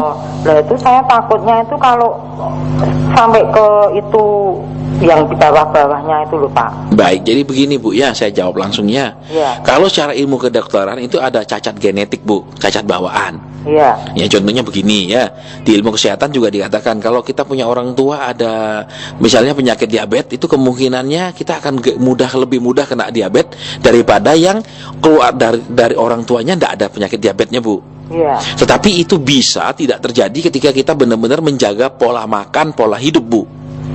Dia bisa tidak menurun. Kalau diabetes. Iya, kalau diabetes. Nah, tapi ada juga penyakit yang ya seperti ada saya ketemu itu beberapa keluarga yang turun temurun memang ada kanker, Bu. Itu ada. Iya. Iya, nah sekarang gini, Bu. Kalau di Alkitab, di bahasa Alkitab mengatakan itu ada kutukan, Bu. Oh iya. Cacat genetik itu kalau di Alkitab disebut sebagai salah satu daripada kutukan. Nah, sekarang yang kita perlu tahu itu kutukan dari mana, Bu? Kutukan karena apa cacat genetik itu? Iya. Ya seperti saya pernah pelayanan dulu, masih saya sebagai hamba Tuhan pelayanan desa Bu. Itu saya pernah ketemu di satu lokasi itu cacat bawaan Bu. Yaitu cacat secara fisik. Oh. Iya, itu cacat secara fisik. Memang waktu kita doa kalau terungkap ini saya tanya ada dia bilang ada Pak, anaknya si Anu, si ini, oh ada si Anu namanya. Itu selalu semua cacat fisik Bu. Itu memang ada. Nah ternyata waktu kita doa itu terungkap, itu keluarga besarnya punya satu botol Bu. Botol dari zaman apa gitu. Iya. Dan itu pada bulan tertentu diisi minyak. Diisi minyak. Terus minyaknya itu nanti kalau mereka mau kemana-mana digosokkan di kepala Bu, di dahi. Itu minyak membuat mereka punya wibawa, membuat orang kalau ngomong tidak berani natap wajah mereka Bu. Oh. Jadi seperti itu. Dan itu mendatangkan kutuk Bu. Iya. Iya, karena memakai kuasa-kuasa gelap untuk jadi orang yang berwibawa gitu Bu. Ya, jadi sekarang kan kita tidak tahu nih dari mana asalnya Bu. Iya. Ya, tapi kita akan doa. Iya. Tapi karena ini ibu kan dari ponakan perempuan dong, bukan dari ponakan laki. Perempuan. Nah ini agak susah Bu posisi saya. Oh gitu. Kalau ibu dari ponakan laki kan lebih mudah. Kalau dari ponakan perempuan nanti misalnya ibu punya ponakan ngomong sama suaminya, kalau bisa terima Bu. Kalau bilang enggak, kamu ngina keluarga saya, kan jadi panjang nih Bu. Saya kemarin kan sudah ngomong sama mertuanya ini. Iya. Ya saya cerita gini ya dia kok boleh kok saya tanyakan gitu loh. Baik, sekarang gini, mereka juga sudah percaya Tuhan di dalam Tuhan kah? Ya, sudah Baik. pelayanan. Oh, sudah pelayanan. Ya. Baik, sekarang kita mau doa Bu ya. Oh ya. Iya, jadi nanti kalau misalnya ada pesan Tuhan karena apa cacat genetik, kalau secara kedokteran disebut cacat genetik ini, tapi secara kalau di firman Tuhan ini adalah bagian daripada kutuk keturunan, jadi keturunan itu akan ketemu penyakit yang sama terus ya. Nah, kita akan berdoa karena apa? Ya. Apakah ada janji dengan tempat keramat leluhurnya, atau punya benda-benda keramat yang sampai hari ini masih disimpan? Iya kan, macam-macam Bu. Iya. Ya, dan itu yang apakah ada perjanjian dengan tempat-tempat keramat? Ya, itu kan bisa. Saya tidak tahu, nanti waktu doa baru terungkap ya. Jadi tolong jangan dimatikan Bu ya. Kita mau berdoa ya. Nanti Pak Markus pimpin kita dalam doa supaya kita dapatkan petunjuknya, baru kita akan berdoa. Karena kalau cuma doa kesembuhan aja, tidak tahu akarnya kan susah Bu. Oh iya. Sama kayak orang dokter nggak tahu penyakitnya kasih obat pasti nggak sembuh, Bu. Tapi kalau udah tahu penyakitnya, nah kemungkinan ada obatnya. Iya. Iya kan? Baik, kita akan berdoa, nanti Pak Markus yang pimpin kita dalam doa. Mari Ibu kita sama-sama Iya. berdoa. Tuhan Yesus, kami datang di hadirat-Mu bersama Ibu ini. Kami bawa mertua dari keponakan Ibu ini Iya. dan keluarga besarnya yang mengalami suatu penyakit mata yang sama. Iya. Kiranya Engkau Tuhan sendiri yang mengungkapkan, Engkau sendiri yang berbicara, Tuhan sendiri yang memulihkan, Engkau sendiri yang berperkara, Tuhan. Terima kasih Tuhan Yesus. Dalam nama Yesus, amin. Iya, Ibu. Iya. Nanti Ibu menghadap ke mertuanya ya. Iya. Ya, tanyain. Saya ada mendengar kata hutang, Bu. Hutang. Iya. Nah, jadi gini, Bu. Ya kan kita nggak tahu nih yang buat siapa. Kalau di firman Tuhan bilang Tuhan itu kutuk turunan itu berjalan 4 turunan, Bu. Nah, jadi dari yang namanya ponakan punya istri yang suami yang sekarang naik ke atas papa mamanya, naik ke atas kakek nenek ataupun kakek nenek buyut. Itu dari neneknya itu kan kemarin anaknya kan 2. Iya. 2 bersaudara. Baik. Yang kena itu yang satu itu enggak. Gitu. Iya. Nah ini yang keturunan dari yang satu ini itu mertuanya itu. Iya. Tuh. Jadi gini, Bu, memang di dalam keluarga itu tidak mesti semuanya kena, Bu, tapi mesti ada yang kena penyakit itu. Gitu. Nah, sekarang saya dengar kata utang, Bu. Utang ya. Utang sama piutang kan beda, Bu. Iya. Nah, jadi bisa jadi begini, nanti ditanyakan ya, semoga mereka tahu ya. Apakah dari mereka punya keluarga ini ke atas ini ada menghutangi orang atau ada berhutang ke orang dan tidak diselesaikan. Gitu loh, sehingga itu mendatangkan kutuk, Bu, buat turunannya. Berarti mencari utangnya itu. Ditanyai sekarang yang masih hidup. Ya, yang masih hidup siapa saja generasi yang di atasnya. Nanti kalau sudah tahu itu mudah sekali. Habis sudah, oh ya Pak, dulu ini misalnya pernah tapi tidak selesai karena meninggal. Terus ya sudah meninggal ya sudah nggak diselesaikan. Nah itu bisa. Nah, terus seandainya ada gitu, ya, gimana? Ya berdoa, Bu, minta ampun. Gitu. Jadi kita yang mewakili keluarga kita, leluhur kita itu, kami minta ampun karena leluhur kami pernah salah. Gitu. Itu karena itu kisah nyata, Bu. Saya kenal baik, ada satu keluarga, Bu, yang dari keluarganya itu dari sekian bersaudara hanya sisa 2, Bu. Semua mati sakit. Gitu. Mas sudah dewasa, Bu. Sudah dewasa 20 sekianan mati sakit. Dewasa mati sakit, Bu. Nah, itu selalu ada roh maut di keluarga ini mati sakit. Gitu. Nah, terus waktu didoakan itu ternyata ada kelihatan ini, Bu, meja marmer. Jadi meja marmer yang kelihatan, bukan meja marmer angker ada setannya, bukan, Bu. Itu meja marmer biasa. Ternyata oleh ayah daripada teman saya punya ayahnya teman saya ini, itu dia beli dari satu orang perantara, Bu. Nah, terus perantara ini jual ke dia, ambil uangnya, tidak serahkan ke yang punya marmer, Bu. Yang punya meja marmer. Iya. Nah, terus yang punya meja marmer karena tidak terima uangnya kan, dia mengutuki, Bu, yang menjual dan yang membeli. Gitu. Iya. Iya. Iya. Nanti saya ngomong sama mertuanya. Iya, ini ada hutang. Hutang. Iya, ada hutang yang nggak selesai. Nah, ini tinggal ditanyakan apakah mereka tahu hutang apa. Kalau sekarang kan sama mertua mungkin dia tak tahu kan, mertua punya orang tua ini gimana. Ya semoga itu dari kakek nenek daripada menantu ponakan yang sekarang, kan gitu lebih mudah jadinya. Kalau seandainya dia, dulu ada utang umpama gitu, minta ampun. Iya, minta ampun, kalau Bu. Sudah minta ampun terus berarti sudah kutuknya hilang sendiri gitu. Loh, kalau sekarang mereka mampu misalnya, maaf, Bu, ya. Ya. Kalau mereka keluarga yang mampu, itu harus berkembalikan, Bu. Gitu. Kalau keluarga yang biasa, kalau tidak mampu sama sekali ya sudah minta ampun saja. Minta ampun. Tapi kalau memang sekarang ini sedang diberkati, ya harus kembalikan, keturunannya yang mengembalikan, Bu. Nggak bisa bilang, itu nggak ada urusan kami. Nggak bisa. Tapi kalau memang sama sekali nggak mampu, ya Tuhan nggak maksa, Bu. Itu sederhana kok orangnya. Iya, makanya sekarang kan saya nggak tahu Bu ya. Jadi kalau memang mampu harus mengembalikan. Iya, nih itu kan tinggal maminya tok itu, Iya. mertua itu yang Iya. perempuan. Iya. Apalagi kan buta dan tidak bekerja. Iya.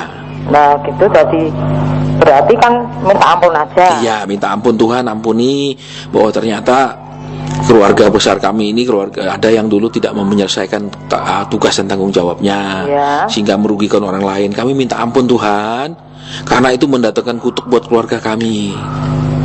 Terus nanti kutuknya sudah hilang sendiri. Iya, dia minta ampun dulu toh Bu. Saya minta ampun. Iya, Terus nanti sudah minta ampun, kutuknya itu hilang. nanti didoakan lagi Pak. Iya, Antum apa? doanya gini. Ya kami sudah minta ampun dan kami memutuskan semua kutuk yang sudah mengalir ke keturunan kami. Iya. Supaya tidak mengalir lagi ke keturunan kami, ke anak-anak kami. Iya. Gitu. Jadi sudah diputuskan. Iya, sudah diputuskan. Iya. Jadi itu nanti doa sendiri. Oh, doa sendiri Bu, nggak usah pakai hamba Tuhan. Kan doa gitu gampang tuh Bu, kecuali ruwet-ruwet doanya ya. Biasanya itu nih kita itu doa sendiri itu kok kurang srek. Bukannya kurang serak Bu, sukanya terima beres. Daripada beli bumbu di pasar racik sendiri, mending beli makanan jadi Bu. Iya, jadi nanti dilakukan sama saja kok Bu. Jangan, wah tapi kan kalau hamba Tuhan lebih enggak Bu. Tuhan itu kan adil, dia enggak membuat perbedaan toh Bu. Loh kalau dia bilang, oh kalau hamba Tuhan doanya lebih manjur, anak Tuhan enggak manjur, loh Tuhan enggak adil toh Bu bikin perbedaan. Sudah diberi kuasa kok ya. Iya Bu. Cuman enggak percaya, itu yang pertama. Kedua suka terima sudah jadi beres Bu. Enggak mau terima bumbunya, terima masakannya Bu. Iya. Iya, jadi tolong nanti ditanya Bu ya. Oh, iya. Ini ada hutang kata Tuhan ya. Oh iya. Semoga ternyata ini mertua yang masih hidup tahu itu jadi lebih mudah. Iya. Baik, Tuhan Ya, berkati makasih. Bu. Iya, Tuhan Ya. berkati. Selamat siang. Ya, terima kasih banyak untuk Ibu yang sudah berbagi untuk siang hari ini. Baik Sobat Terkasih, saya ulangi untuk Anda Sobat Terkasih. Dan kembali Bayi buka teleponnya. Halo Shalom, selamat siang. Halo. Halo, Iya, selamat siang Bapak. selamat siang. Iya, langsung saja Bapak. Saya ingin bertanya. Iya, silakan langsung Pak ya, apa Iya. yang ingin ditanyakan. Saya mempunyai anak Ya. tahun 2009 itu jatuh. Iya. Itu hanya sarananya. Ya. Lalu semenjak itu jalan tuh makin susah. Waktu jatuh bagian apa yang kena Pak? Wah, ini karena anaknya pingsan, Pak. Oh Jadi, yang jelas memang yang luka itu di atas jidat itu ada luka. Baik ya. Nah, dan sudah itu sampai sekarang itu kami sudah berusaha, sudah ke sintes, sudah ke dokter, sudah di MRI, sudah ke pokoknya berbagai kami usahakan, tapi hasilnya belum signifikan. Baik. Bapak mungkin ada hal sesuatu yang mungkin ada pada keluarga kami. Terima kasih. Nah, jadi begini Pak, jangan ditutup dulu Pak ya. Iya. Saya gini, kadang memang ya kalau dilihat secara ilmu kedokteran tubuh kita ini bisa memulihkan dirinya sendiri kan. Iya. Kemudian ketika ada sebuah kecelakaan dia tidak bisa pulih, itu bisa karena jenisnya memang tubuh tidak sanggup memperbaiki dirinya karena jenisnya berat. Juga bisa yang kedua ada faktor kuasa gelap yang terus-menerus menghalangi kesembuhan itu. Iya. Ya. Saya mau tanya ini Pak. Iya. Di keluarga apakah orang tua bapak atau orang tua ibu atau kakek nenek itu nikah 2 kali? Oh, betul. Iya, tiba-tiba Orang tua, tiba-tiba waktu bapak tadi ngomong Roh Kudus ingatkan nikah 2 kali. Betul. Nah, saya mau tanya, itu nikah karena istri pasangan meninggal atau nikah gimana? Menurut cerita almarhum bapak mertua ini, pada waktu menikah dengan yang tua, Ya. istri yang tua itu gila. Ya. Nah, sesudah itu menurut orang yang barangkali yang dipercaya begitu, Ya. ini disahkan, bisa sembuh dan ternyata memang benar. Ya. Bisa, so itu yang tua ini sembuh dari gilanya atau nikah dengan yang baru. Nah, baik Pak. Jadi gini Pak ya, Iya, firman Tuhan kan bilang kalau sudah nikah nggak boleh cerai apapun alasannya. iya. Jadi begini ya, kalau kita lihat sekarang Kan firman Tuhan bilang kalau sudah dinikah tidak boleh cerai. Ya, ya, Nah sekarang ini kan mereka cerai, Pak. ya. Nah sekarang ini menjadi dasar, Pak, bahwa anak ini kemudian ketika kena tidak bisa pulih. Ya, ya. Nah sekarang Bapak harus berdoa sendiri, Ya. ya, sambil memegang anak ini. Ya Tuhan, kami minta ampun, ya, atas kesalahan daripada leluhur kami. Ya. Itu yang harus Bapak doakan, Ya. ya. Jadi itu yang Bapak harus doa. Saya yakin saya nggak perlu menjelaskan cara doanya, ya. Jadi Bapak doa saja apa yang digerakkan Tuhan, bahwa kami minta ampun Tuhan, bahwa ternyata leluhur kami itu menikah lagi, ya, meninggalkan istrinya, kan, dicerai begitu saja, kan. Iya, iya. Iya, itu kan kasihan loh, Pak, kalau orang dicerai begitu saja, ya dah. Iya. Ya, jadi itu kami minta ampun atas kesalahannya. Iya. Ampuni kami Tuhan yang mewarisi kesalahan leluhur kami. Iya. Dan jangan timpakan kesalahan itu kepada keturunan kami. Ya, ya. Ya. Oke, terima kasih. Iya, baik, Tuhan berkati, Pak. Ya, terima kasih. Iya, terima kasih banyak untuk Bapak, dan waktu terus berjalan, hanya tinggal beberapa menit saja untuk kita boleh bersama di kesempatan siang hari ini. Dan kembali saya terima yang ditelepon. Halo, Shalom, selamat siang. Halo. Halo, Shalom. Halo. Iya, silakan Ibu. Iya, langsung saja apa yang ingin ditanya.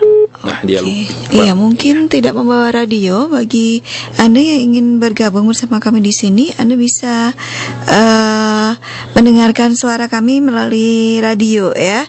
Tetapi volume untuk radio jangan terlalu kencang karena nanti akan feedback. Oke. Sementara yang ditelepon, halo Shalom, selamat siang. Selamat siang. Iya, silakan. Ini Pak, yang tadi Pak saya, Iya. kerisnya sudah ketemu Pak. Ketemu?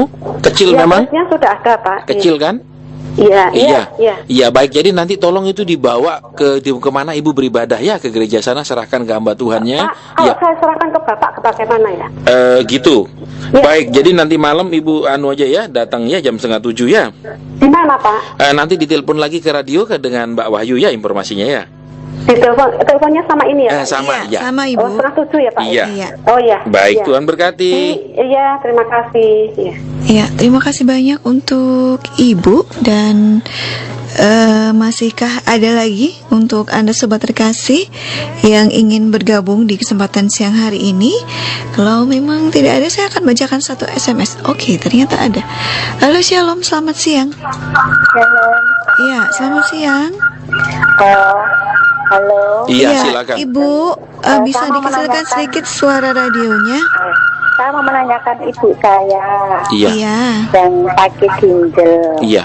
Tapi posisinya sekarang ada di Batam, Pak. Iya, baik. Itu gimana ya Pak, sakitnya itu parah apa enggak? Kok ibu saya kok seperti ketakutan sekali gitu loh. Waduh, begini Bu, kalau sakitnya parah apa enggak itu mesti diagnosa dokter, Bu, bukan tugasnya Kemeneta.